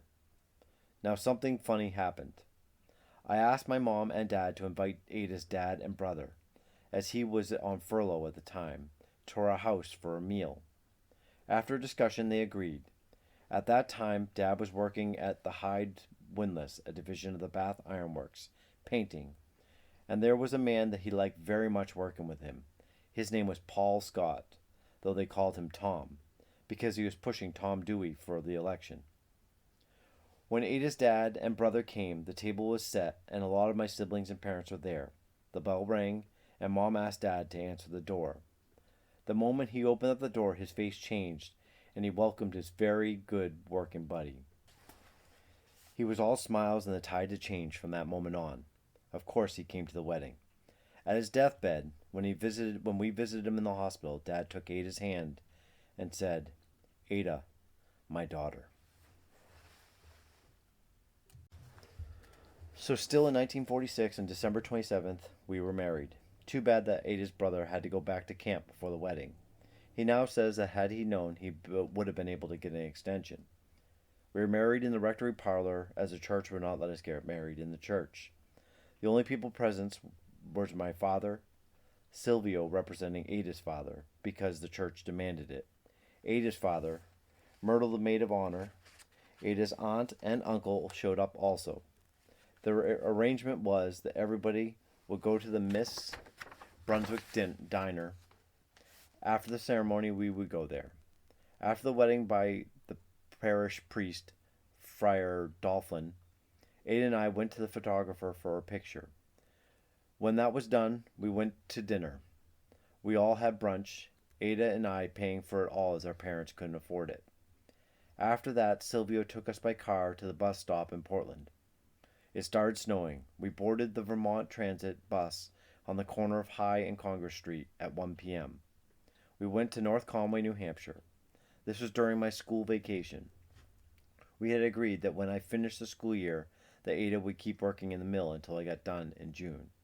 But when we came back from our honeymoon in the White Mountains of New Hampshire, in Intervale, at the Carey Patch Motor Court, where we saw so much snow, Ada decided that she wanted to be with me. So upon going back, we saw the personnel of the hospital, and Ada got a job in a small office, and they gave us a room to stay in. That was a small room also. It had a double bed and a dresser, chair, but not much else. Here we also shared the bathroom with others. The radiator would clang loud noises. One time a couple down the hall screaming all night at each other. I thought he was doing her in. We would get up late sometimes and miss breakfast, run to the corner, kiss, and I'd hurry to make the train. Ada would go to her office. I'd leave for school and not see Ada till after work at 11 that night. They fed us at the hospital, breakfast, and one other meal. Of course, that was part of our wages. Sunday was also the same thing, roast beef done institutional style. Sometimes Ada would ask if we could go out and get something else. We were allowed a day off. We chose Saturday as we wanted to have that day for shopping, and Ada had had a day off, and I didn't have to work till 3 p.m. Sunday. While our luck was kaput, as this area was Jewish and everything was closed on Saturday. Not knowing Once I went to the market there and asked for bacon, only to have the guy look at me in disgust. We had a one burner electric hot plate where we could heat something up sometimes. We would have to take the L to go further to shop. On Sunday we started to go to Mass in another section. I'd always tried to explain to Ada what was being said or what happened during Mass, as Mass was in Latin, for her to understand better. Well, this church had two priests that had been to war and were strict. First, they wanted complete quiet during the Mass. One would walk the aisle while the other said Mass, and actually told people to go out if they got caught talking. Once the priest saying Mass turned around and saw someone whispering, and stopped saying Mass and said, "You there. Not you, the lady with the fur collar. Get out. If you can't be quiet here, you'll have to come to another Mass." And you saw a nicely dressed lady leave the church. That upset me a great deal. I'd like to have a chance to speak to him afterwards, but did not dare.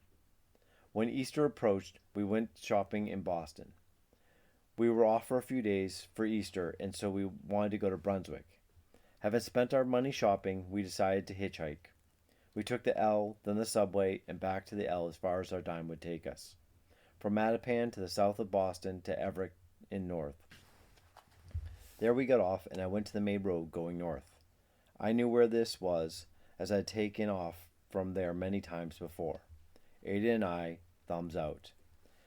A couple came along and asked where we were going, and we told them Brunswick, Maine. He said that he was going through there eventually, but had to make some stops along the way. We hopped in. Ada in the middle and me on the side. There was only one seat. We traveled for some time coming to New Hampshire, and he veered off the main road to some area in the woods. He reached across Ada and opened the glove compartment, and we saw a gun. Now, what do you do? Slam his hand in or what? He picked up an envelope and said he'd be back shortly. Come to find out, he was a payroll man for these woodsmen. He made another stop later that same way, but he did take us to Brunswick.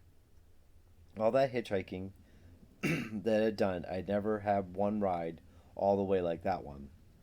We returned to Boston shortly after that. Ada found out that she was pregnant. She couldn't stand the trolley rides, etc.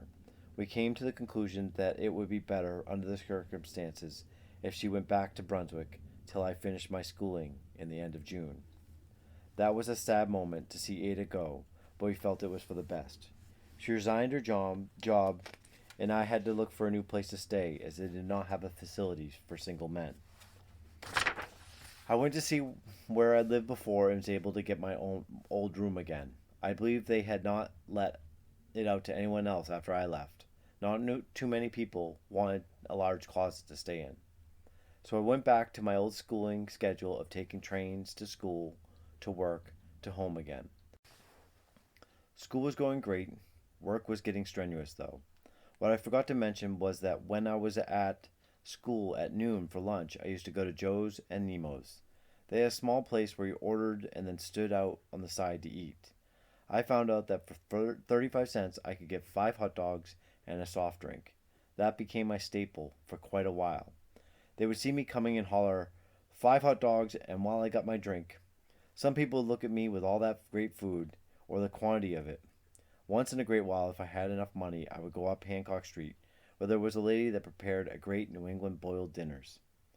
There was a law school nearby, and a lot of students would go there. But one day, some city slicker came along and shut her down, because she did not have the proper credentials for the restaurant. She was hardly making enough money from this, and said she was trying to help the students.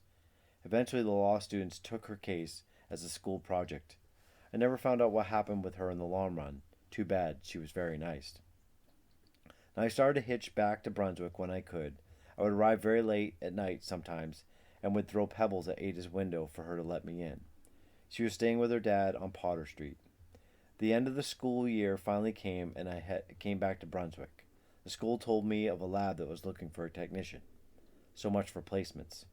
I went to Portland and went to see them, and they told me they had hired someone the week before. Now what?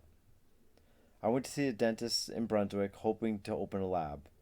It's a good thing I did not, because I not had a lot more to learn about the business. I even thought that I would go back to the mill. We went to Portland VA office to inquire about possibilities or what. While there, a man working from another office happened to come in to talk to the man I was talking to, and overheard the conversation and what it was all about. He said that his dentist had just lost his lab man, and that I might want to look into it. We thanked him, took down the address, and went to see that dentist. Dr. Fields wanted me to start the next day, but I told him that I wanted a little time off first, as we had to look for a place to stay, etc. Now we bought a newspaper and looked through it for a rent. There were many, mostly adults only. Finally went to see one that seemed like it to be in our budget best, $14 a month. We went to see the landlady, and we got the apartment. It was upstairs with a bed or storage room on one side of the stairs and the rest of the apartment on the other. We went there and had a lot of cleaning to do. My dad, Silvio, and a few others came and gave us a hand to paint over the wallpaper and do what we needed to be done. The apartment had no sockets to plug anything into it. I wired a zip cord from the ceiling light to the wall down the baseboard from that duplex. I wired it to another duplex. It's a wonder we didn't burn the place down. When we left, it was still the same.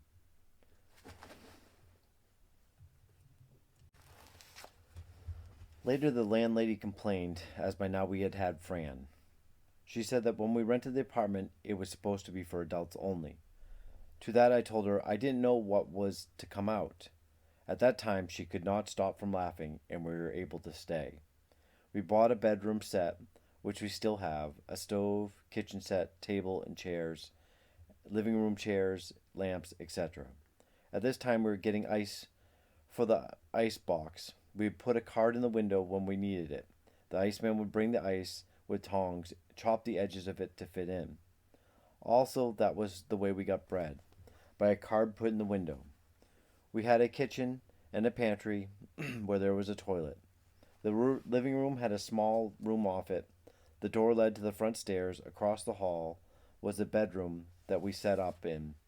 The only thing was, we had to have a lock, not only for the apartment, but for the bedroom also. More keys. Pauline and Alfie were living up the street on Munjoy Hill. We visited often. Sometimes they would take us to Brunswick. They would sometimes bring us to the supermarket, as it was cheaper than the grocery store that we usually shopped in. The store we shopped in was 3 blocks away. We carried all that we needed. We were also 3 blocks from Congress Street in Portland, where the major stores were. We often would walk by those stores in the evening to window shop.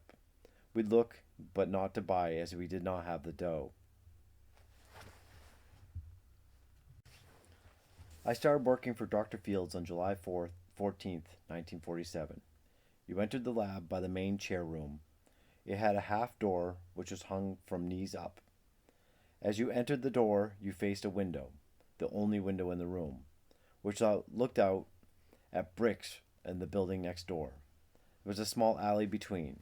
Upon entering, you had to turn. On the left was a small, very small alleyway that led to the compressor. On the right, you faced the workbench, which was against the side and back walls. At the end of the bench was a small shelf to hold a motor to polish the dentures. Then the back wall. As you stood there, your back was against the steel bench for bench burner and plaster bench. That was it.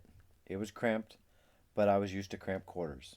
I could hear all that the patients were saying to the doctor, which sometimes was rather personal. I guess they forgot I was there. I was the only employee and had to get there before he did to dust and clean the area before the patients arrived. The office was at least 1.5 miles from home, and I walked it every morning carrying my lunch pail. The way was all along the stores of Congress Street. Some days the doctor didn't take time to go for lunch. He would call a restaurant and order something and had to go get it. We worked till 6 p.m. sometimes. In those days, we also worked Saturdays. Long weeks, but I liked the work. There was no such thing as overtime then, as I was paid by the week rather than by the hour. I was still under the GI training. One thing was that I could try any new ideas. There were times I had to get things at the supply house, which was half a mile away. It was good to go out for once in a while. Our filing system was a pile of cards which you would go through to find the right one. They were loose on a desk in the other room. I was also taught how to develop x-rays. The developing was done in a closet, which held our supplies. There were no special lamps to do it, so you just had to feel the film out of the package. At first, I ruined some films by putting the foil in the developer instead of the film. He would have to take another one. Sending statements was something else also. He would fill out the charges on the cards when he felt like it or had time. Sometimes a week would go by before we got around to putting those down. He had a photographic memory. Once a patient called to have a toothache taken care of that was bothering her, and when I told him who it was, he said to me to look up on the card that he had done a certain filling, naming exactly what he had done a year before, and that she had never paid for it. Sure enough, when I checked the card, he was right. He told me to take care of it. I finally was able to have her to promise to pay for it, and also to pay for the work that he would do before he did it. He was something surprised. He said, "I guess you can get money out of a turnip. The only thing with that is I inherited another job, going after the deadbeats." One time, he went away for a few days, and I decided to really clean the place. I washed the chairs and Simonized them. I took drawers with all those instruments out in the cabinet and stacked them up while I Simonized the cabinet. But I actually knocked them all over.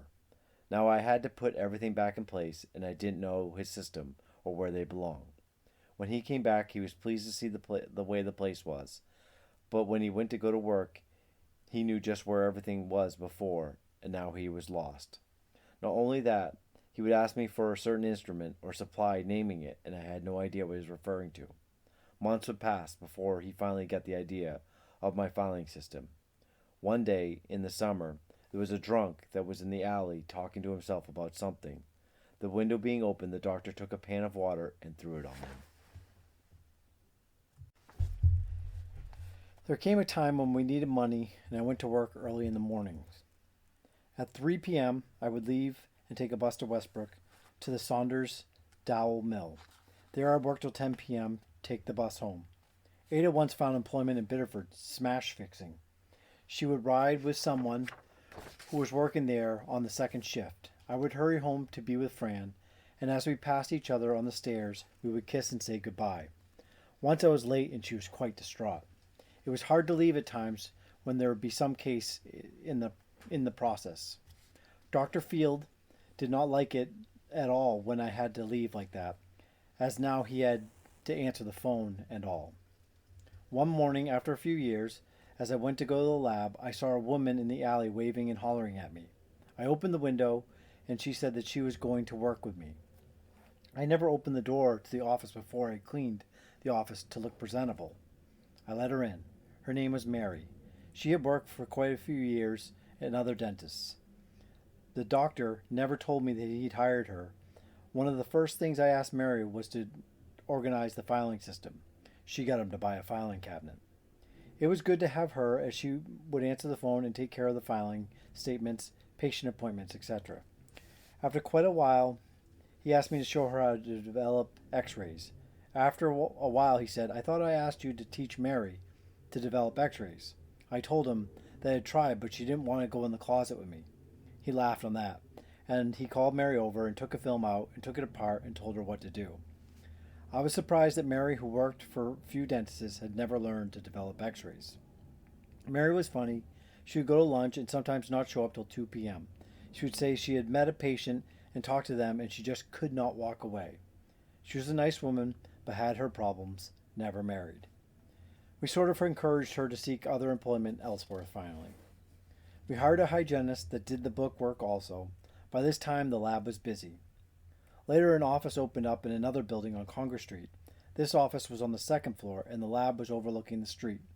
So we could have a better office with more chairs. We also took a room adjacent to our office. The only thing was that to be able to use that room, we had to put a ramp up and down over some pipes. The place had an elevator and was right by the door. The patients would come up into the waiting room, go over the ramp, and to the desk where the office was.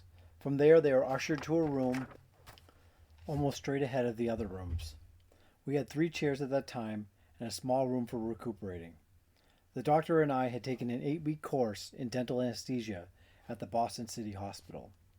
We would administer nitrous oxide, sometimes with vinazine, sodium pentothal, Surgeries, or Bevitol. I never cared for the Bevitol as the patients complained of headaches afterwards. It was fast though. Once we had an Irishman, a big guy. His trade was painting. He wanted to have a few teeth out. I put a mask on him with 90% nitrous oxide and 10% oxygen. He was looking at me. I gave him 100% nitrous and he was still looking at me. So I added vinazine. First 1, then 2, then 3, then 4. At this, he started to slap the doctor on the knee. We would strap the patient in the chair, as was recommended in Boston.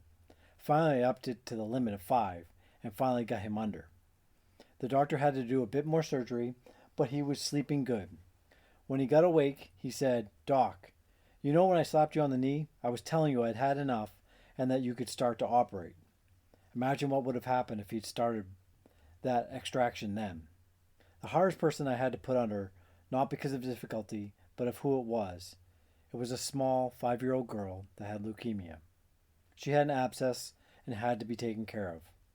It was hard to see such a beautiful child with an incurable disease that she had. They had given her 6 months to live. The best one, though, we had a rule in the office that nobody accompanied anyone in the room. No patient, no one. There was this bachelor who was working for the railroad. He was 44 years old, never married. He worked on trains that would go to Bangor, stay overnight, and down to Boston, stay overnight. He lived in Portland. On his days off, he often came into the office bringing goodies, would come to the lab and talk. One day he announced that he was getting married a girl from Boston. A while later, who showed up but this guy with his wife? She had an awful toothache. Our office lady came to the lab and said to me, "Go see who's in the waiting room." I went, and there was this woman who had a square, low-cut dress on. As I stood on the ramp, if not for the mountains, I could have seen her navel. When we could see her, the railroad man asked the doctor if he could come in the room, and the doctor said yes. He could stand in the far corner, but it would not be pleasant. The doctor took an x-ray and found out that the tooth was badly infected and had to come out. She wanted to be put out, so I instructed her about the procedure and went ahead and put her to sleep. Everything went fine. As she was waking, I was on one side of her and the doctor on the other side. When I could see that she was coming to, I said to her that she was all right and in a dental office and had 2 teeth out. She suddenly looked at me and then at the doctor and said, What do you guys want?" Then there was a pause, and then she said, "Well, all right, one at a time." He paid the bill, and we never saw them again. The doctor and nurse and I chuckled about that one for quite a while. Oh, there were many more experiences. The little old lady that peed her pants while in the chair. The guy that went to the men's room before the operation and wondered what he was there for. The small Italian guy that handled weights on the railroad cars. The strength he had had. Throwing me against the wall. Breaking the heavy straps that held him down. The Chinese man that would go to sleep like a baby. One day we had a person, though long in age, was very small with a big head.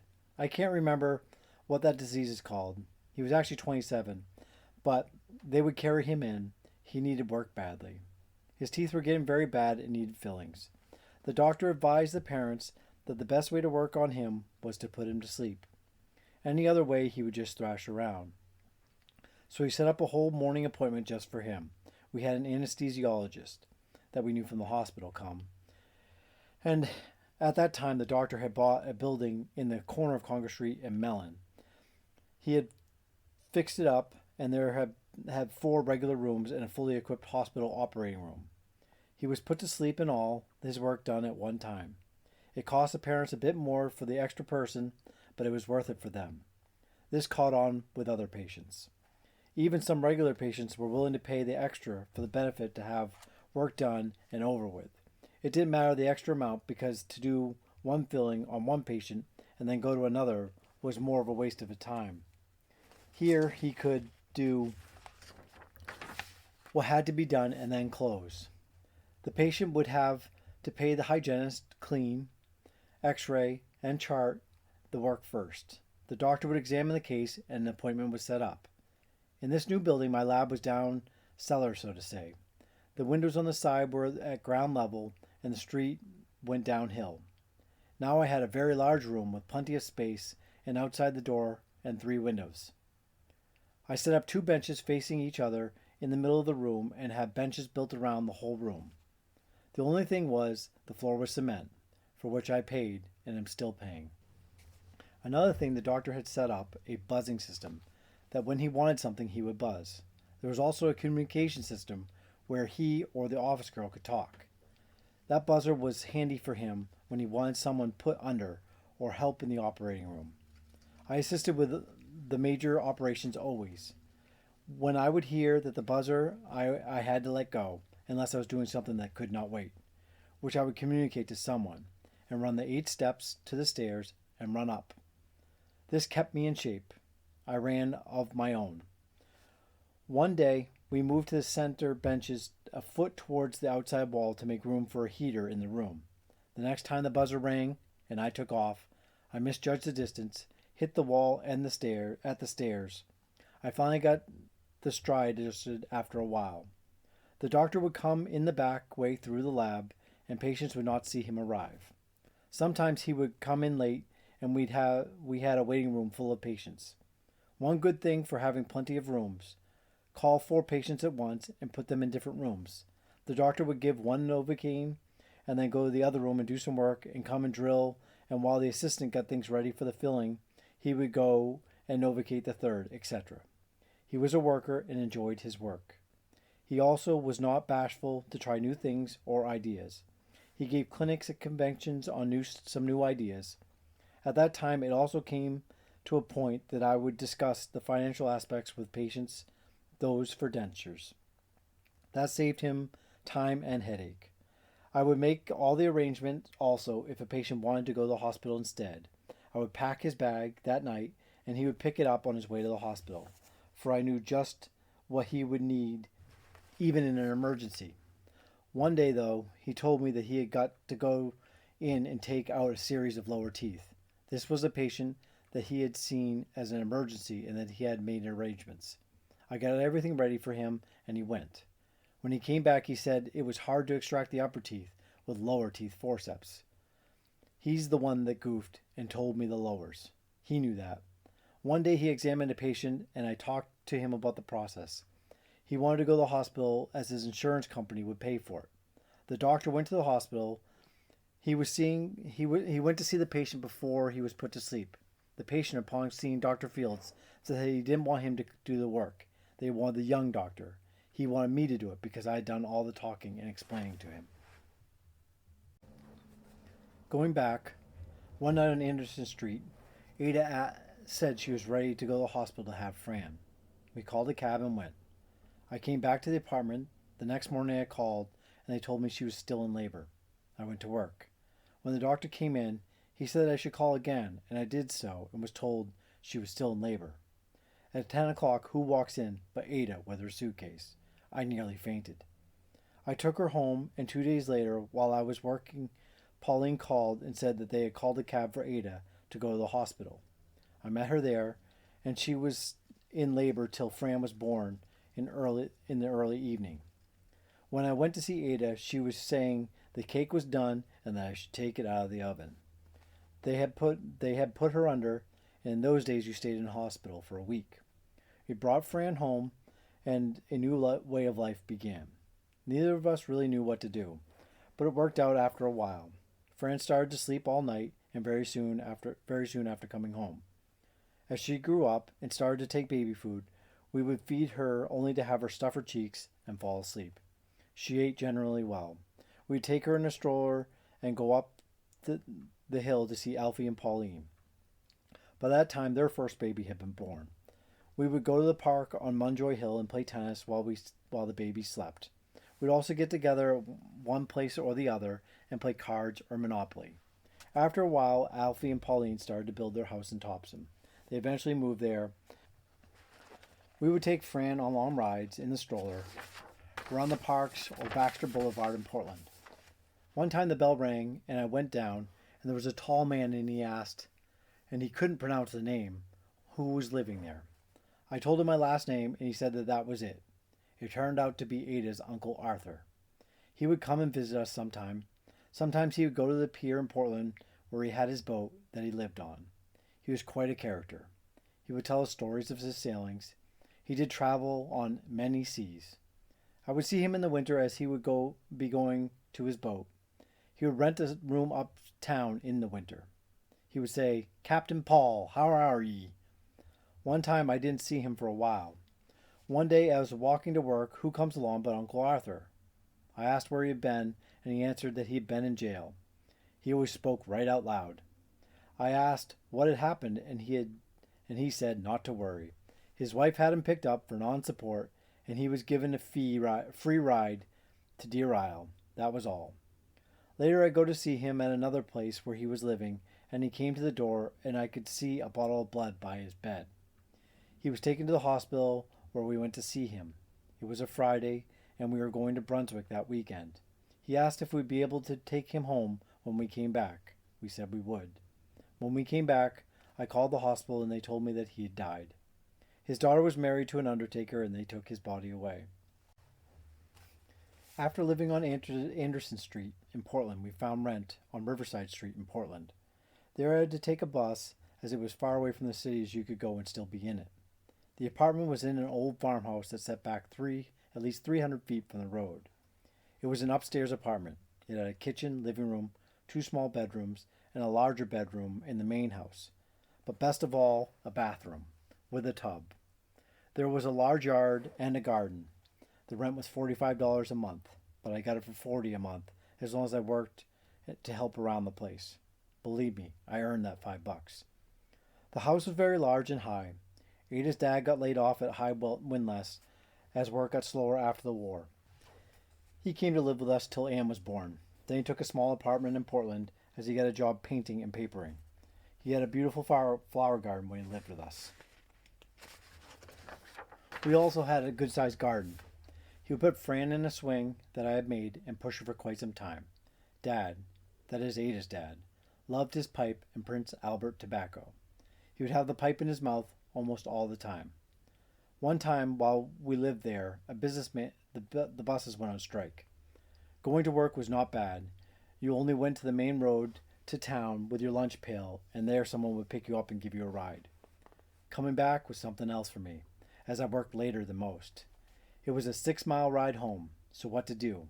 I got the idea to call an agent selling houses and would first look for a house that was for sale in our neighborhood. And I would make an appointment for him to pick me up at work to go see the house and take me home. One time I saw the same house twice with a different agent.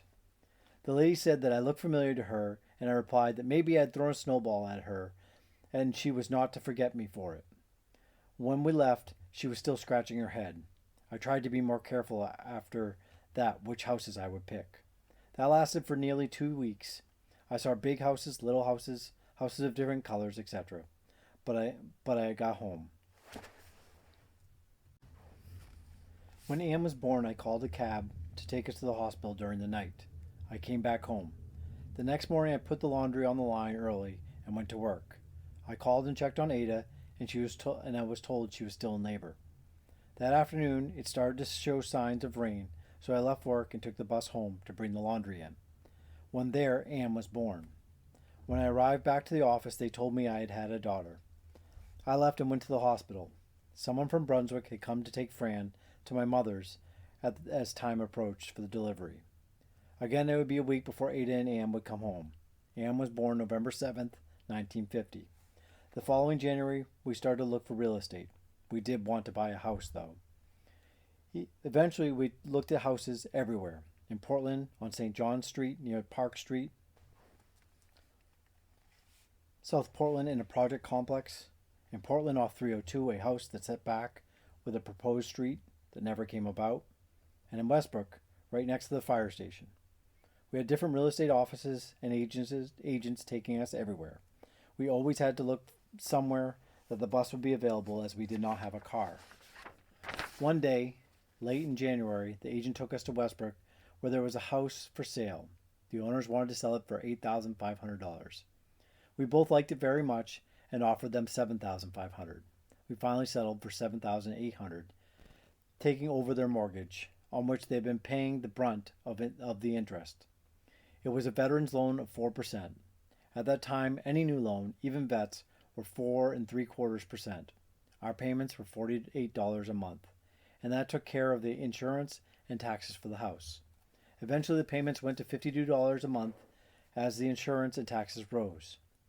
Much later, the bank wanted me to pay off the loan, for by now the banks were paying 5% interest on savings, but I'd rather put the extra in the bank. The house was not finished upstairs. It had insulation, that's all, and the driveway was a muddy mess when it rained. Next to the driveway towards Mr. Virgin's house was a hole big enough to hold a car. By the way, Mr. and Mrs. Virgin had lived in the upstairs apartment under Pauline and Alfie in Portland. When we had a lot of rain, the cellar would flood. The first time it happened, I started to bail it out at the bulkhead. Pail after pail, and it kept coming back. Finally, I gained, only to find, as I rested, it was all over the floor again. That was disappointing. Mr. Virgin brought his sump pit for us to use for a while. We bought a sump pit and installed it with a pipe going out of the cellar. Later, we had a problem with the septic system. When we had trouble with the sewer system, I got the owners of the back lot to sell it to us. It gave us a bigger yard. Our lot was 100 by 100. The new lot was 85 by 100. We had a new system installed, and while they were doing that, I had a drain installed for the water in the basement. It went to the drain in the lower field. Eventually, I drained all the lab water there. Later, we had an outfit that came and put the drain pipes around the cellar to a sump hole. That helped a lot.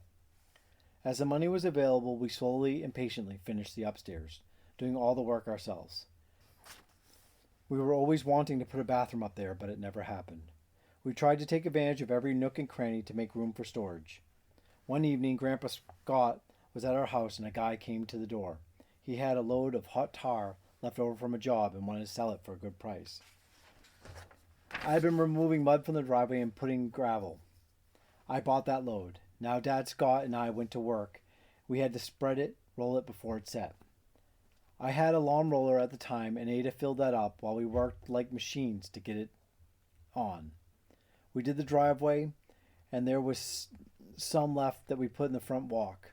That driveway, though bumpy in places, lasted for a good number of years. The best part of it was that we did not bring as much dirt into the kitchen. The mud had been so bad that I had to install a walk of planks. Later we built a garage with a storage room off the cellar, doing away with the bulkhead. I did not realize that that room would become my lab someday. One day Ada wanted to paint the dining room to a light red. She bought the paint and put it on. When wet, it was quite bright. But when it dried, it was fire engine red. Contacting the company, they replaced the paint, but she had to do it all over again in two coats to cover. We changed things around. There was a way to get into the back bedroom downstairs next to the bathroom. We put a closet there and let the doorway from the front hall enter there. At the front hall, we put a closet there also. Eventually, we opened the dining room to the living room, kept a part of the wall for the piano. It seems that we were painting the house every 2 years and it would peel. Tried everything, scraping down bare, torching, etc. Finally, I shingled the whole of it. We also put new roof shingles on the place. We added a lot of shrubberies. We lived there from February 1951 to October 1983. I had been saving some money on the side when I could. In December 1953, we bought our first car. It was a 1953 Ford. The 1954s had just come out, 54s had just come out, and this was a leftover. Ada had kept her license, which was good. I did not know how to drive. I would take it out at night, down Mayberry, Lincoln, up Bridge, onto Pierce, back to Mayberry, and home. Eventually I'd go as far as Cumberland, down Pierce, and then home.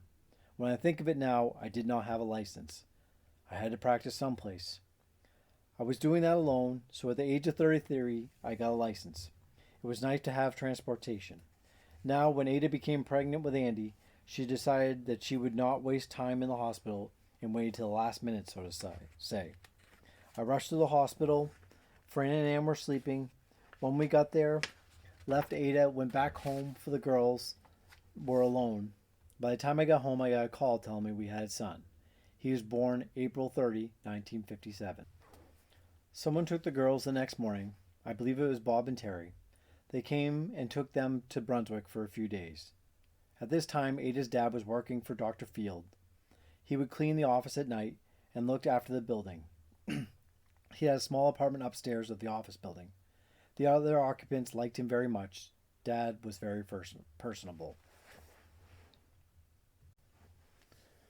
When Andy was going on 2 on Washington's birthday, February 22nd, 1959, I went with Ann and Andy to pick up Grandpa Scott in Portland to come spend the day with us. When I got there, I went upstairs to get him.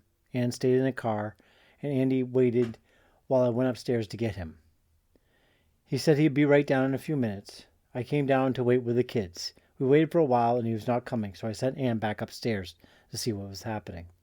He had fallen against his bureau, and he could not speak. Ann came down and told me that Grandpa was on the floor. I rushed upstairs and helped him to his bed, and went down and got the kids into the office and asked Ann to sit with Andy. I also called the police ambulance. I went back upstairs, and when the police came, they took him to the hospital. I called Ada and told her what had happened. I took the kids home, and we got a babysitter and went to the hospital. We called Uncle Paul and explained to him the situation. Uncle Paul came right away. Dad never recovered. He died about 10 days later. Aunt Nancy flew up for the funeral. He was in a funeral home in Portland and later transported to Deer Isle for his burial. We rode back with them to Deer Isle. In August of 1959, Fran had her operation on her back. By that time, the curvature was 78 degrees on one side and 30 degrees on the lower part, going in the opposite side. Her back had become like an S. She had a full body cast and came home with it. We put her in the lower bedroom. I rigged a speaker for her to communicate with us in the kitchen. She was a trooper. How she did it, I don't know. She was tutored by Mrs. Walker. She wore that cast till April the next year, 1960. In April, they put a walking cast and later was able to go to school. David was born September 2nd, 1960. While Ada was in the hospital having David, Uncle Paul and Aunt Nancy called to say they were on their way up from Washington. They were some surprised when I told them that Ada was in the hospital and just had a baby boy. They did not know she was expecting. The kids all went to Brunswick again that day before. I told Ada, please don't wait till the last minute as before. Give us a little time. With Andy, I had gone through red lights, racing all the way. It was a good thing that it was at night. When Suzanne came, May 2nd, 1962, as I took Ada to the hospital, I think she realized something was wrong. We got to the hospital, and they had to get a wheelchair for her. Again, I left the kids with the neighbor. Later that night, I received a call to come at once to the hospital. The caller would not tell me what was just to hurry. I rushed to the hospital and was told to go immediately to the 6th floor. When I got there, it was 11:30 p.m. There were nurses running to and from the operating room, not saying anything. I would try to stop one to find out what was going on, but was told they couldn't talk just then. There were some nurses from the second shift and nurses from the third shift had come in, so there was a lot of help. A nurse came out pushing a 5-foot rack full of bloody towels. I could hear Ada making odd noises of pain. Finally, a nurse that I knew very well, she was an anesthesiologist, came out and was able to talk to her. She told me what was going on. She also told me that they had baptized the baby. The baby was dead and they were trying to save Ada. Special doctors had been called in to help. Later, one doctor came and told me that everything was done that could be done and that they would know more after about an hour. I went to the chapel in the hospital and poured my heart out to the Lord. After a while, I went back upstairs and was told that they had transferred her to intensive care. The next few days, it was nip and tuck. I went to work just the same and were rushed to the hospital when I felt I couldn't cope. In the meantime, an undertaker from Westbrook took the baby.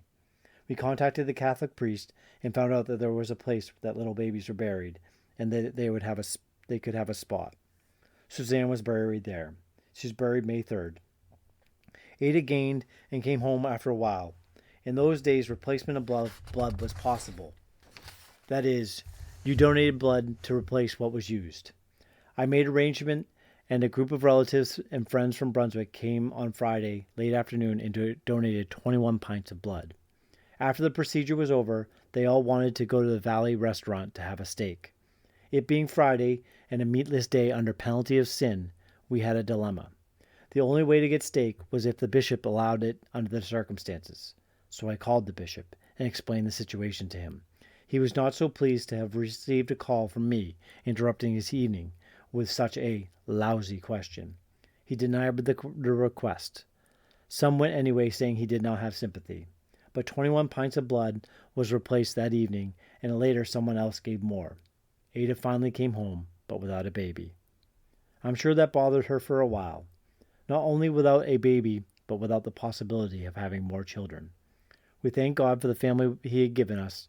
Life returned to normal after a while. The government took the Bible out of schools. What a sad day that was, and has been since. Ada said one evening, "By golly, my kids are going to read the Bible." So we started to read it at the table just before eating supper. At this time, I had been dragging the kids to Catholic church, but for the last 12 long years, I had not gone to communion or confession. I just was not happy with any of it. That is, I was missing something. I did not turn away from God, but from religion. One day I said to myself, "Stupid Frenchman, the church has been there for a long time, get back to it." So one morning I went to the church, and as the Mass ended, I cornered the priest and asked him to hear my confession. I made a general confession in a side room of the altar. I poured out my soul for an hour. After that, I went to church every morning, missing about a week in the space of 2 years. I remember once going there, and there was no Mass because of the big storm. I had walked that distance in it, and the priest could not go the house over. I would go catch the bus to work afterwards. In all this time, there was still something missing. Now, upon reading the Bible, I would find something that drew me to read alone afterwards. Ada had left the Congregational Church because the minister had said that the virgin birth was a myth, and other things bothered her. She went to a ecumenical service where the Baptist minister was preaching and realized that their belief was more like hers. She joined the Baptist church. Later, she joined the choir. Every once in a while, she would ask me to go to prayer meetings on Wednesday evenings. In all these years, Ada had been going to her church, and I and the kids went to my church. So one night, I said to myself, "What the heck? I got nothing to lose," so I went. The people met together in the basement of the church. After singing and some prayer requests, the group divided, and the young folks would go out to another room with an adult. The women would stay there, and the men went to the building next door. So I had to go with those guys that I did not know. We went over, and the men started to pray. It seemed like the prayers were happening as a go-around. Oh no, I'm trapped. What will happen when it comes to me? They paused a short time and carried on. Phew. I got out of that. I'm not coming here again. No way. But then after the prayers, they took the Bible and read some portion and began talking about it. One man, George Houston by name, started to argue with the pastor about a certain part of it. Wait a minute. You never argue with a priest. He's the law. I listened as the pastor explained it more and more. The next week, I was there also. I don't know if I was there to see George argue or what, but I was there. It got so I would go to Mass at 8 o'clock on Sunday mornings and then rush to the Baptist church for Sunday school, under penalty of sin in those days. The pastor was the Sunday school teacher for the adult class. I attended that, and once told him afterwards that he was going to heaven up one side of the mountain and I was on the other side. He took time often to listen to my thoughts and always brought scripture to point me where I was erring. He also would tell me to read and keep reading Ephesians 2, 8 through 10. He would say, "Did you read it?" And I'd say, "I did." Then he would say, "And?" And I would say, "And what?" He would say, "The next time you read it, pray before you read it, and pray after." I finally came to realize that what I was doing was for naught, that I couldn't earn my way as I was trying. One big thought came to me, the time that I had mentioned, the trip to Lourdes. Remember the ride that I had up the mountain when the cable car stopped and I could see the top but could not reach it, and how far it was down? That's when I finally got the message of Ephesians verse that the cable that I was attached to was not Christ, but self. Each tower represented myself. I did not smoke, one tower. I did not drink, another tower. I did not swear, another tower. I did not chase women, another big tower, etc. Wow, I was getting a big chest. It was surpassing my nose that sticks out there. Look at me, God, how good I am. I finally came to the realization that Jesus had paid it all, and that I needed him as a cable to get me there. He was and is the only sure cable. Grab hold to that cable and all will be well. I don't mean here in this world. We had gone to Boston to see and hear Billy Graham. We met Myrtle and Red there, as they were living in Medford, Mass. At the time. When the invitation was given, Ada went forward. I almost did, but I did not think leaving Red and Myrtle alone was right, so I didn't. Ada accepted the Lord there. Later one Sunday afternoon, I knelt by our bed and accepted him for my Savior, my sure cable. I left the Catholic Church and attended the Baptist Church. At this time, I wrote to each of my siblings a letter recalling our life together when we grew up and what each meant to me. I told them about leaving the church, and I told them that I realized what it meant. I also told them that if they didn't want to speak to me again, that I would understand, but that I would love them just the same. You never saw such an outpouring of love between us. That was a praise the Lord deal. I was so glad it went that way, as we were always close. After a while, we took classes on baptism, and we were both baptized on the same night in the spring of 1967. I still had a lot of questions for the pastor, but he was always there to help me. Soon after, he announced in the Sunday morning service that he was leaving. I was shattered. I asked him what I was going to do without him being there to help me. He told me something I will never forget. "Paul, set your sights on God and not the man. Man will only let you down. That is why now a pastor will leave and I'll look to God to supply another. He knows what he's doing." The pastor went to Framingham, Mass. And took a big church there. He eventually took a church in Vermont. We heard from him recently and he had retired and was doing intern in Burlington, Vermont. One day Ada said we should be tithing. I said that I couldn't do it as money was tight. So, guess maybe to get her off my back, I said, "Tell you what, we'll begin tithing in 6 months and try it for 6 months." She agreed. Time went by and the money was really tight. My car insurance was due the first of the year. I canceled the collision part to make it cheaper. The day came that I said we would try. I remembered. I stuffed the envelope and wow, it felt good. Like, "Hey Lord, look what I did today. I gave you all that dough." I learned hard. When we ate dinner, I felt so good and said to Ada, "Why don't we go to Brunswick today?" She agreed, and we loaded the car and left. At the end of the street, there was a big snowdrift. I stopped and proceeded forward looking down Mayberry. A car was coming at a good speed the other way, and whammo, I got it. The lady in the car hit her head on the windshield and was bleeding. In our car, Ada had hit her knees on the dashboard, and the kids in the back were on a mattress and got jostled around. And there was our car, wrecked. The cop came, and he was a buddy of the other driver. All in all, I was lost. Now I have no car for 3 months and no insurance, and I may lose my license. Should I keep my promise and keep on tithing for 6 months? I did, and the funny part of it all, one day much later, I decided to look at what we had given to the Lord, compared to what we should have given to the Lord. In that 6-month period, The amount was but a few cents different than the cost of repairing the car. You see, I should have given it all to the Lord after all. For I was without that car all this time while it was being fixed, and I did not make any headway either way. Meanwhile, at work, the place was busy and we had hired a second lab man. One day our assistant brought to work a mouse wrapped in a tissue. Her cat had caught it. She had the thing in her pocket. She took it out and showed it to us. The office lady had not come in yet. I took the thing to dispose of it. Our other lab guy and my benches were facing each other. I put the mouse between his boxes on his right-hand drawer so it looked like the mouse was going to come out. He worked grinding away and would go to that drawer to get something, and nothing happened.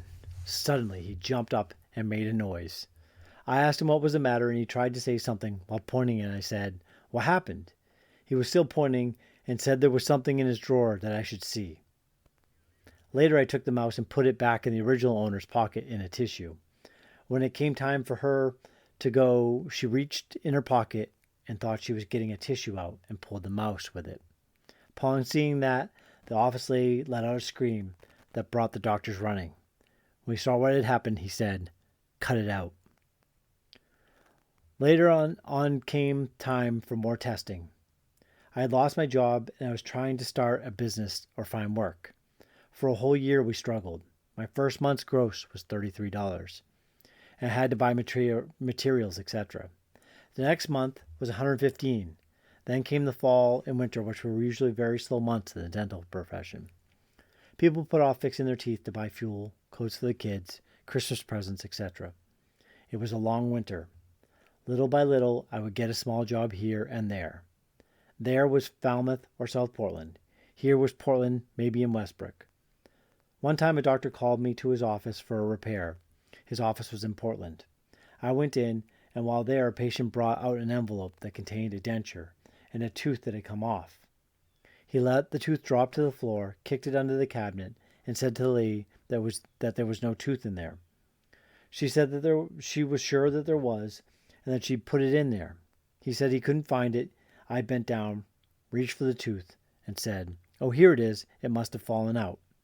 He looked at me with daggers. I did the job and waited for the money for quite a while. I never got work from him again. Business was very bad. Very bad. In all this time, we kept tithing. After a year's struggling, one day, thanks to a salesman that I knew, a doctor in Westbrook asked me to do something for him. He said he liked his dentures done just one way. So I asked him just to tell me what he wanted, and I produced what he liked. He kept sending rush jobs, and I kept producing. One day he called me into his office and said that he was going on a month's vacation, and that I would be very busy when he came back. I said to myself, yeah. When he came back, I got a good amount of work. I was working all kinds of hours, but it was home. Ada took on deliveries and pickups when I couldn't. Also, I got some other doctors from Westbrook, which made it better. One old doctor, who had been practicing for many years, asked me to come and see him and asked if I would do his work.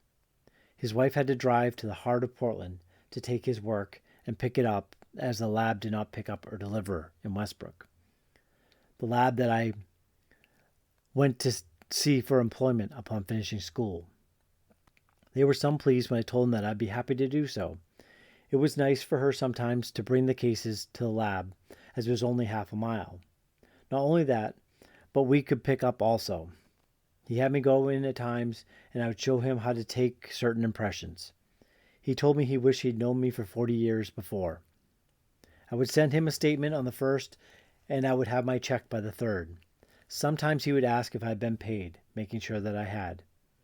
The other doctors in Westbrook also paid very well. The older one in Gorham did also. I believe that I gave them good work and service, and they appreciated it. I had a policy that I talked to them about. If something was wrong and it was my fault, I would make it over no charge. But if it was something that I talked to them about before I did something or felt was their fault, they paid. Sometimes I didn't like the impressions and would let them know. If they didn't want to take another one, I would do the best I could with what I had to work with. Another policy I brought about after I had enough business was that I would send a statement the 1st and I would get paid by the 15th. This made it more fair. If I did work on the first part of the month, it was almost 45 days before I got paid. But if I did it on the end of the month, it was 15 days. Some doctors did not like my policy and it didn't work for them. Even here in Blue Hill, there was a doctor that wanted me to do his work, but when I told him my policy, he said that he always paid his bills at the end of the month. I never did anything for him. All in all, the Lord blessed. The tithing never hurt. I still don't know how it works, but it just does. That's all I know. David Moxie, from our church, had been laid off from his job. He had a family. He was doing some part-time work for minimum wage, so I hired him at much more than he was making full-time. He knew nothing about lab work, but I trained him. When I went to the unemployment office to register my having an employee, the guy blew his top.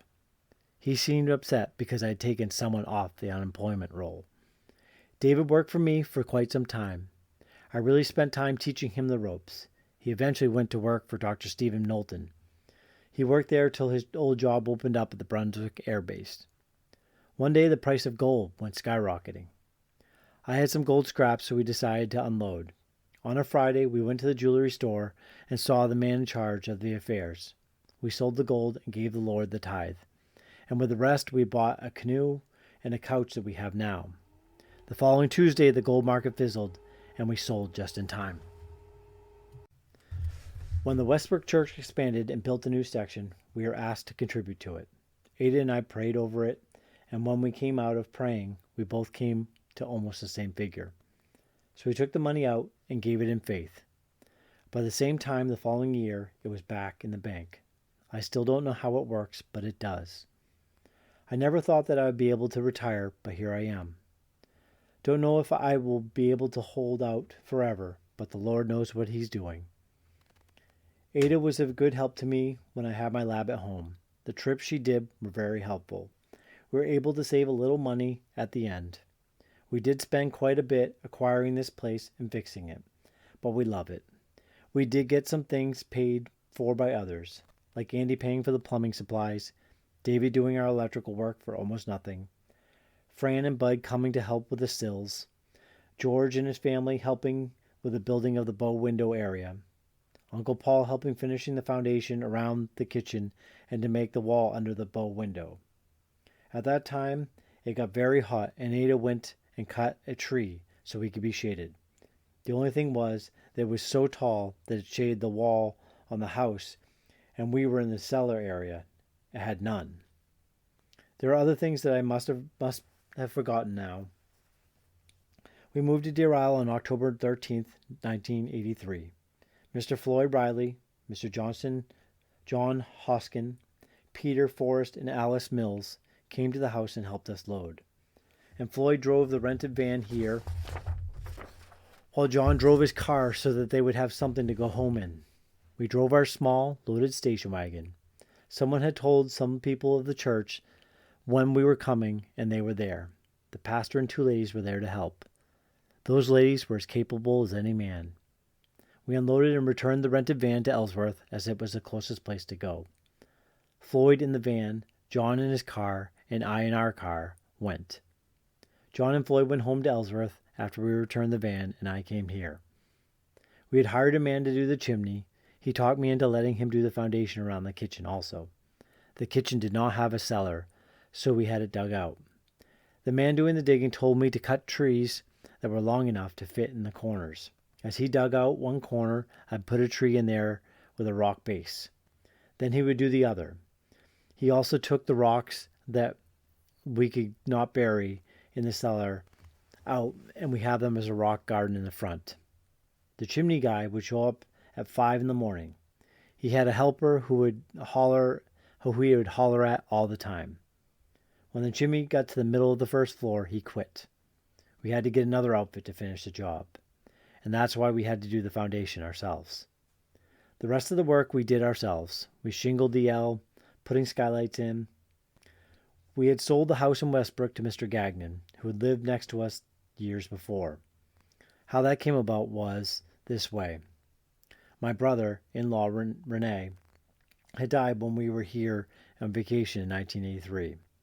When we went to the funeral, we also went to Westbrook to see how things were. Mr. Gagnon saw me and said he was looking for a house to buy and asked if I knew of any. I told him that maybe ours might be in a year or so. He suggested we get together when we come back from vacation. I didn't think any more of it until one day at the beginning of August, who shows up but him. We talked for quite some time, and he came up with almost what we wanted.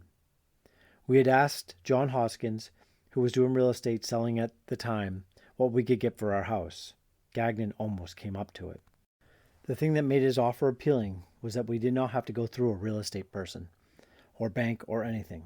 He gave us more than half and carried the mortgage, getting the interest that the bank would have gotten.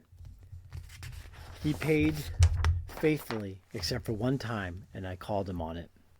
I think he thought he might be able to get away with it, but I knew if he did that one time, there would be others.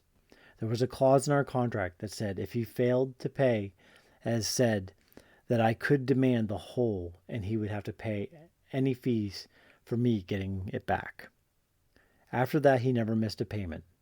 Finally, he remortgaged with the bank and paid us in full. Living where we did in Westbrook was maybe not the best place in the world, but it was a nice area with room for children to play, etc. Having lived in the city in Portland, this was great, especially when we got a car and could get around more. Someone asked me if I missed where I lived before in Westbrook. Not really. Once the die was cast, I moved, and that was to be it. Actually, wherever Ada is where I'm happy. Eventually, when David and Jackie asked to buy land on the place to build, Ada and I have been taking trees down as they grow up so much. They were closing in on us, and David saw a good spot to build. We agreed, and it has been a blessing ever since, especially having the grandchildren come over. We joined the Advent Christian Church here on the island, as we believe is the most fundamental church around. It's a 6-mile drive from here, but to a beautiful area. It was fun helping David and Jackie build the shell of the house.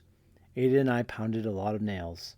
Also having the whole family get together, what a great group. The Lord has blessed us with 4 great-grandchildren, 10 wonderful grandchildren. What else can someone ask for? God bless Paul Pelletier, a character, and Ada Pelletier, a dear and editor. More thoughts and reflections. When I was younger, I went to a hill near our home with only a pair of skis that we had.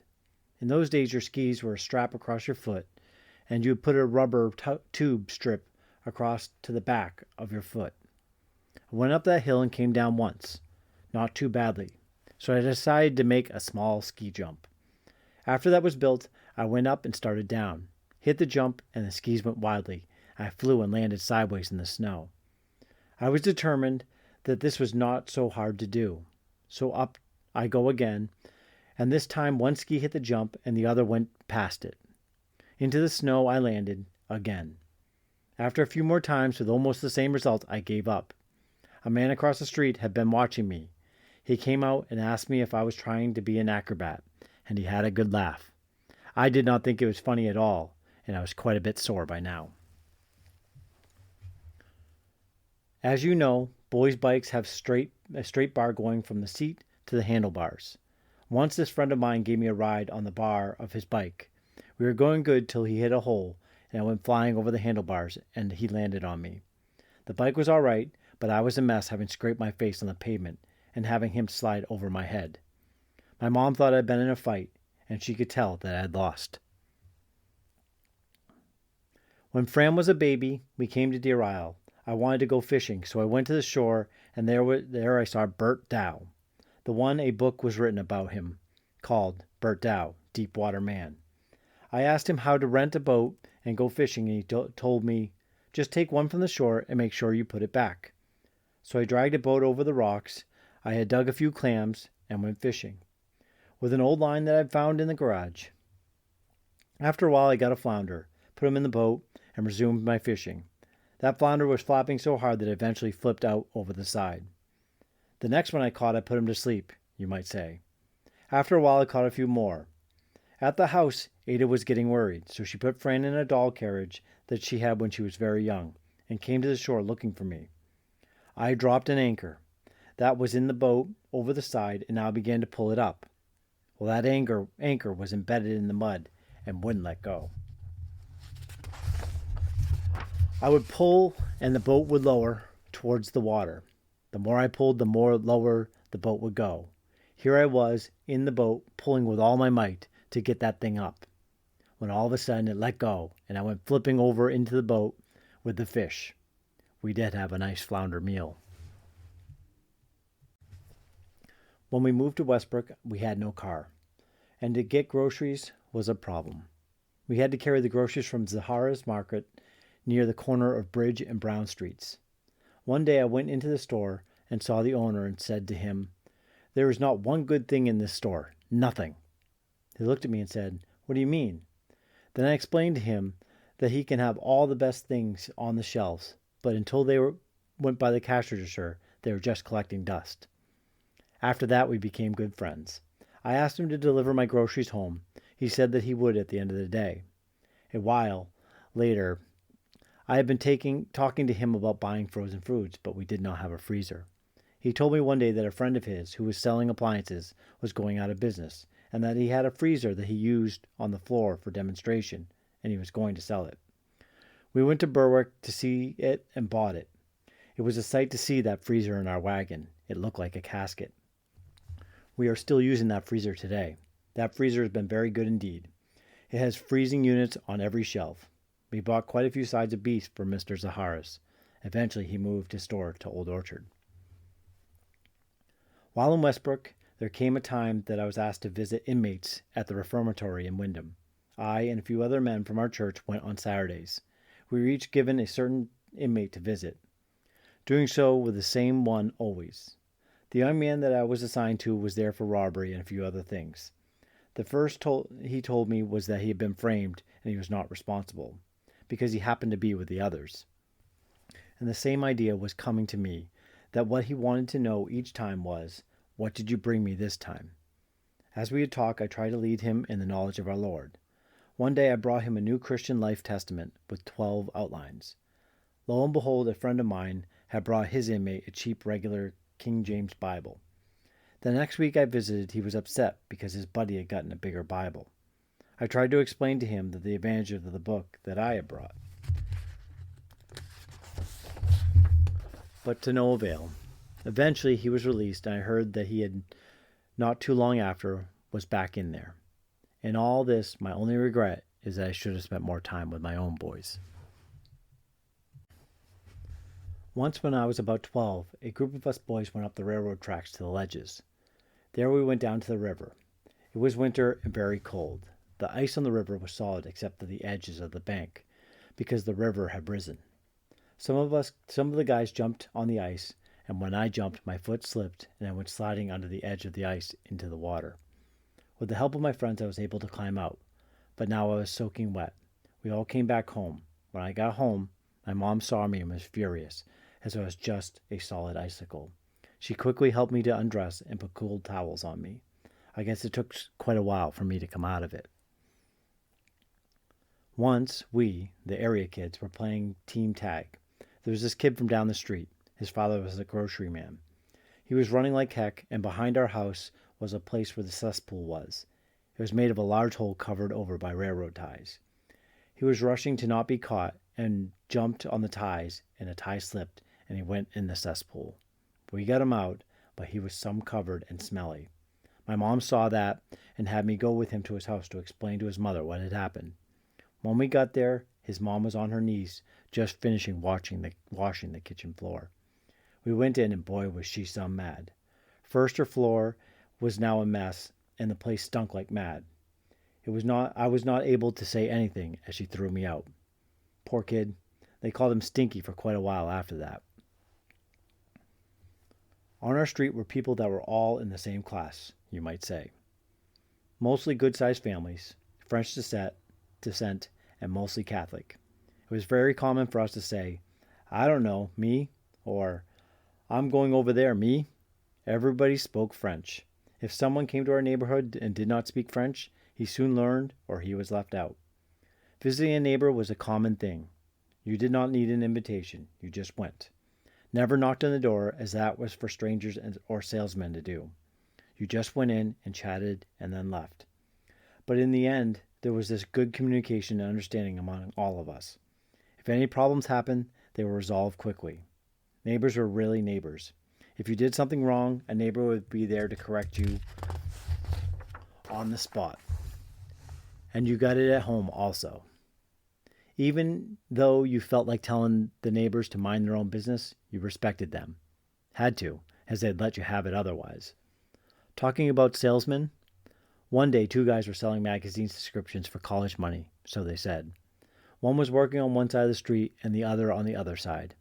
One came to our house and my mom answered the door. He said, "You can have this magazine for free."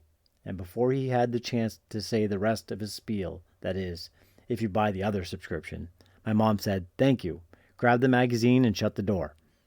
She watched him behind the curtain as he went down the porch and eventually told his buddy what had happened. They both laughed, and I bet they changed their approach after that. Another time, the milkman didn't always take all the empty bottles of milk upon leaving the milk. So my mom tied all the bottles together, and when he came and grabbed one, they all came. He always took them after that. Wakes. When someone died, they were exposed in the home or in the parlor. It was a trying time for the family. Usually the body was exposed in one room and the people sat in another, when that was possible. The time involved was 2 to 3 days, usually depending on the relatives that had to come from away. But the hours for all, day and night. Some people would come during the day and others after work at night. People would bring food to the family. Now this was very hard on the family, as they had to be someone from the family to be there to receive those coming. Their lives were more than disrupted. Remember, this was for all hours of the time that the body was exposed. It was customary to go to show your respect and pray for the deceased and the family. You went there and all was a hush. When someone spoke, it was always in a hush. You would be arriving and sit for a while till someone would announce we would say the rosary. Getting on your knees till it was done, then sit and speak very softly. Now a lot of people would go there after work and were tired. Some would fall asleep. Even there, some would play jokes.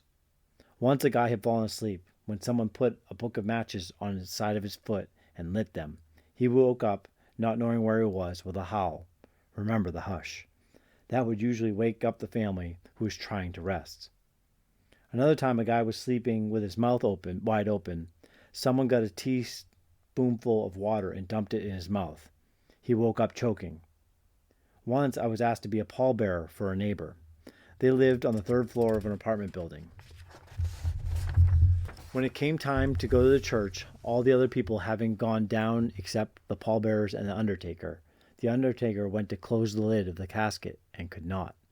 Finally he pushed the deceased in the face and said, "Good gosh, Ben, don't give me a hard time." He did close the lid, and we carried the casket down those windy stairs to the hearse. With all of this, it was a blessing when someone finally instituted a change to exposing the body at the funeral home. It was a blessing for the families especially. Now there was another rule you had to observe. To go to church, people were put in cars according to their closeness of the deceased. First, people would volunteer their cars and drivers. You had to be sure that enough cars and drivers were available. All those attending the funeral, usually people that worked days and would change with a coworker for that day and work their time at night, were assembled at the funeral parlor. The undertaker would read the names from a list given to him by the one in charge of the funeral from the family. As he read the names, the people would get up and go to the assigned car. As your name was called, you went even though you would have preferred to be with someone else. Also, that list told you where you stood as to the deceased. Someone would say, "Well, I was closer than her." It was a real challenging job for the one in charge. The family was easy, but then came friends and acquaintances. It was also a problem for someone having said that they could not make it, then showed up. When Mom died, I was put in charge. Having my list finally made up, Some distant relatives arrived. Now I had to move everybody down a notch. One thing I did, though, and did not change. There were two people that had not spoken to each other for years. I put them in the same car. Not only that, but they had to sit side by side. My sisters tried to have me change that, but I stuck to it. After the funeral, they became friends again. When everybody were in the cars, the casket was brought to the hearse. The first car was for the priest, then came the hearse, then the family, then friends in the order that they had been called. Upon arriving at the church, the first car stopped and unloaded. The church bell would ring once. Then the car moved away. The next one came. The church bell rang. That was done for all the cars that took part.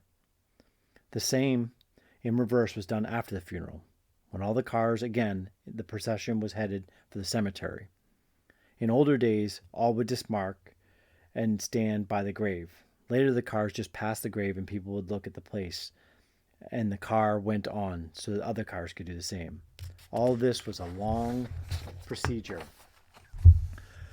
But when you went with fanfare or class. I'm glad that things have changed, especially for the exposition at the home. Also, another thing that has changed is for the family. The mode was for the family to wear black clothing for a year after the death of a loved one. It was especially hard for a young woman, having lost a husband. Our mail came from the Brunswick post office, as the Thompson one was a long ways away. The postman walked the area with his mail sack. He was well known and liked. Sometimes, when we were young, he would let us lug the mail in our homemade wagons. We would go so far with him, and then he would take over. In the winter, there was a good-sized hill in the street that the men would flood at night when it was very cold. We would go there to slide. Usually there was a bobsled made from two heavy sleds, one in the front with the ability to steer, the other in the rear. There is a large, long plank in between the sleds. We would all get on the slide and on that street and go down and up the smaller hill on the other side. There were men as well as kids. To us, it was about attaining Mach speed. Those that did not want to go on the bobsled had their own sleds and would go down after we did, or soon after. Everybody went down, everybody came up together, so no one get hit by someone going the other way. That street was closed for traffic when sliding was going on. If things are right next summer and we can get together, I could show you all those places, etc. While in the Army in Vermont, we were sent on biovac to Mount Mansfield to test some winter equipment. It was a bitter cold 4 days. We were lucky as we, the medics, left our tents and sneaked into our ambulances to sleep, but the rest of the group were in their tents. By the way, the equipment was designed and made from LL Bean in Freeport. No one really got it too bad, mostly frostbite here and there. A lot of complaining, though. At the time, I thought they were preparing us to go to Iceland or someplace like that. When I was with Dr. Fields, we sometimes would go to a convention somewhere. Once there was a special meeting at Harvard College. The speaker was the U.S. President's dentist. There were a lot of dentists there. They had an informal time in a very large area and then came to dinner where the speaker was to present his talk. As we went to the dining area, I held the door for the dentist to pass by. Dr. Fields was talking with other dentists. As the speaker came by, he stopped and asked me my name and where I was from. I told him. In all of these meetings, Dr. Field never said that I was not a dentist, but that I was an associate. I guess that made him more important. Anyway, after I spoke to the main speaker, he took me by the shoulders and said, "I want you to sit with me at the table." I thanked him but told him I'd rather not because that it was all set up. He still wanted me to sit there, but I declined. We did have a great meal. Imagine if I'd sat next to that guy, someone would have had to been pushed down. Those dentists were falling all over each other just to be able to speak to him, even Dr. Fields. When we were on our way home, Dr. Field asked me if I knew him from the Army or someplace. I told him that when he, the speaker, had asked me my name, and I told him that we were both French. His name was Colonel Joseph Clothier. When we went to the conventions, I always came back loaded with goodies from the place. Once went to a very swanky office in Rhode Island. The clinician that was to give the lecture was not able to make it, so he sent his son instead. There were just so many doctors that could attend, as this place would just hold a few. Imagine if they knew I was just a lab man. Some dentists were not able to attend, as they could not accommodate them. The patient was seated in the dental chair, and the doctor, that is the clinician's son, took the syringe and started to talk about the procedure, as he was about to inject the patient with Novocaine. However, he was very nervous. That is, the doctor, and the needle was shaking all over the place. The patient's eyes were following that needle, and I could see that he was getting very nervous also. However, the doctor made it out okay with his presentation. When it was all over, we talked, and the clinician and he wanted us to stop at him and his father's place in Boston. We did. It was located on Commonwealth Ave, the ritzy area of the city. Their office was on the 6th floor. We went up and saw a real swanky joint. They had silver lighters for the patients that smoked, also had wall-to-wall rugs, fancy furniture, expensive wall hangings, etc. However, the son told us that he preferred playing in a band rather than being a dentist. He was one because his dad insisted on it. His brother was also a dentist. He would rather talk about music that he was writing than dentistry. We didn't mind as he was about to take us out to eat. He took us to a swanky hotel and we ate very well, thanked him and came home. The doctor had taken lessons on how to fly. He finally got his license. Sometimes he would come down to the lab and asked if I were very busy and we could go tell the office girl to change the appointments and say, "Let's go flying." We would fly either to Rochester, New Hampshire or Worcester, Mass. Not too bad getting paid while flying. We would often discuss the business and talk about how to make things better. He was also interested in how the rest of the personnel were faring to make the office run smooth. Less headaches for him, as I was really in charge. All he wanted to do was to have his dental work and leave the problems of running the office to me. It also gave me a chance to get raises for the employees. The doctor loved his cars. You never knew what he'd come up with. Once, a man that looked like a clam digger came into the office for dental work. It turned out that he had a place in Bar Harbor, a house in New York, a house in Switzerland. His place in Bar Harbor had a garage that had some expensive cars. He would buy a car in Germany or Italy and drive it for about 4,000 miles and then ship it to the U.S. with no tariffs as it was considered used. The doctor had an etching done by some known artist and this guy fell in love with it. Well, they traded. The doctor giving a small amount of cash, getting a Mercedes 190 SL sports car. That car had two tops. One was a hard top, the other was for summer, a soft top, that folded to the car to make it a convertible. Later, the doctor contacted him again, and he wanted to buy a 300 SL, a more powerful and expensive car. When we went to pick it up in Bar Harbor, he had me drive the 190 home. After the deal, he left, and I could not keep up with him. We made the arrangements to meet in Camden to eat. As I was driving, I suddenly saw him by the road with a state policeman. I just drove by as if I didn't know him, and I can still see his face turning as I drove by. Stopping in Camden, he wanted to know why I had not stopped. It seems that the papers for the car he was driving were in my car. Without thinking, he had put them there. He had put his top down, and the license plate that was in the back window of the car did not show anymore. He got out of trouble when he went to show his license. He had joined the sheriff's department a few months before, for prestige, and his badge showed. So when the cops saw it, he questioned him on it and let him go. He advertised a 190 and sold it to a man from Connecticut. When the man came to pick it up with his certified check that the doctor insisted on, to pick up the car, the doctor told him of the hardtop. The guy said that he did not need the hardtop as he was a skydiver and tough. Much later, as the weather came cold, the guy called and wanted the hardtop. By this time, the doctor had sold it to someone in Mass. He always made a good profit from his deals with the cars, except one. He bought a Lincoln Continental, Mark IV, from a guy in New York. He had a lot of trouble with that baby. It seems like it liked to be in garages to be fixed. He finally unloaded it. Once he had an extra car, I can't remember the make, but when he wanted to unload it, He asked me to go and take his personal stuff out of it. It was cold, and I went to take his chains out of the back, and they were frozen in. The buyers were wondering what they were getting into. Once he had a Mercedes gullwing. There were no doors per se. Instead, a so-called doors would open up like gull wings from the center. That is between the two front seats. They would open high so you could go in. To get in, you climbed like in a plane.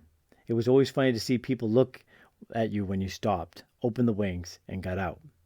When sitting, you felt like you were sitting on the floor. That thing had power also. It looked like it rounded corners like a square. When I started to work for him, he was renting a small apartment, had a Model A Ford, owned a baby grand piano, had a baby. After working all day, he would go home and wash diapers, as his wife said that she could not do so because of her hands. Nothing wrong, just dainty. Before we split up, he owned 3 good-sized rental properties on Congress Street, the main street in Portland. 1 rental building on Cumberland Street, a lovely house also in Portland, a large cottage on Sebago Lake, etc. His first sports car was an Austin Healey. I don't know why I'm telling you all this, as it has nothing to do with what you asked for. Throw away what you don't want. I guess I've gone enough, so have fun, and I believe I have covered most of it. This may be it. Love, Dad. We did not have a telephone in our home for quite a while. My folks could not afford the luxury. I can't remember just when it came about. It seems that I was in high school at the time. One thing I do remember is that we were not to use it unless it was very important. I think that my parents thought of it as a machine. If you use it too much, it will wear out, and they did not want to pay to have it replaced. In the winter, our sidewalks were plowed. The plowing was done by a man that the town contracted with. His plow was a homemade affair. It was a V-shaped thing made of hard wood that was rigged to the front of another homemade sled.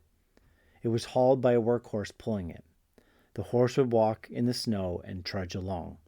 The driver would be either sitting on a funny seat or standing on the floor of the contraption. If the going got tough, the driver had a whip that he used. Dogs used to bark at the thing. Funny thing is that as more cars appeared, less sidewalk plowing came about, as the people walked on the road anyway, in a lot of areas. The sidewalk plow always left quite a bit of snow. The 9 o'clock boogeyman. At the town hall in Brunswick, there was a loud-sounding whistle. It was not a shrill-sounding thing, but a lower tone. They sounded that thing as a fire alarm. By counting the times that it sounded, you could tell the area where the fire was, and the firemen would go to that area. This whistle would be well heard in Topsham also. At 9 o'clock at night, the whistle sounded twice, a sound that a pause of a minute, then another sound. People set their clocks by it. I don't know when the idea started, but all the kids in the town were told that at 9 o'clock was when the 9 o'clock boogeyman was out on the prowl, and that it would be for the best that all the children were not out on the street, as the man grabbed kids and took them away. If we just happened to be out at that time, especially in the summer, and we heard the whistle, we would make a dash for home. Once George and I were just across the swinging bridge, and the whistle blew. You never saw legs move so fast. We were across the bridge before the second dash sounded, and we still had a ways to go. Finally we made it. A mad dash in the house just before the boogeyman got there. So we thought anyways. Parents used that whistle to their advantage for years. There was a time we teenagers would go to the gym at Bowdoin College. We'd go to the back of the buildings, mostly on Sunday afternoons when there was hardly anybody there, and see if there was a window opened. There was always one, it seemed. They would open it for fresh air. We would crawl through and enter into the track of the oval building.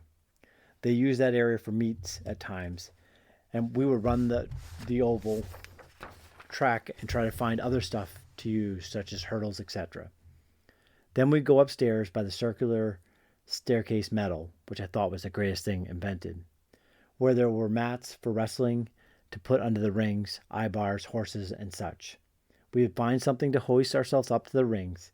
They had about a dozen of them side by side. We thought they were for practicing swinging like Tarzan. We used to swing from one end to the other and back again, all like apes. Sometimes we would use the mats and wrestle. We always took care of the equipment and put it back everything when we were done. No one seemed to object. Only once someone wanted to know how we got in. In fact, sometimes the students would help us to use the equipment. Also at the college, we sometimes went to the museum to see the stuff. It never interested me much. The only thing that was of interest was Admiral Perry's stuff from the Arctic trips. The college had sponsored him, and his memorabilia is all on display there. I guess I've come to the end of my brain, so I'll give up. I don't know how you have enjoyed reading the dull accounts in such a life of a dull man, but you asked for it. Love, Dad.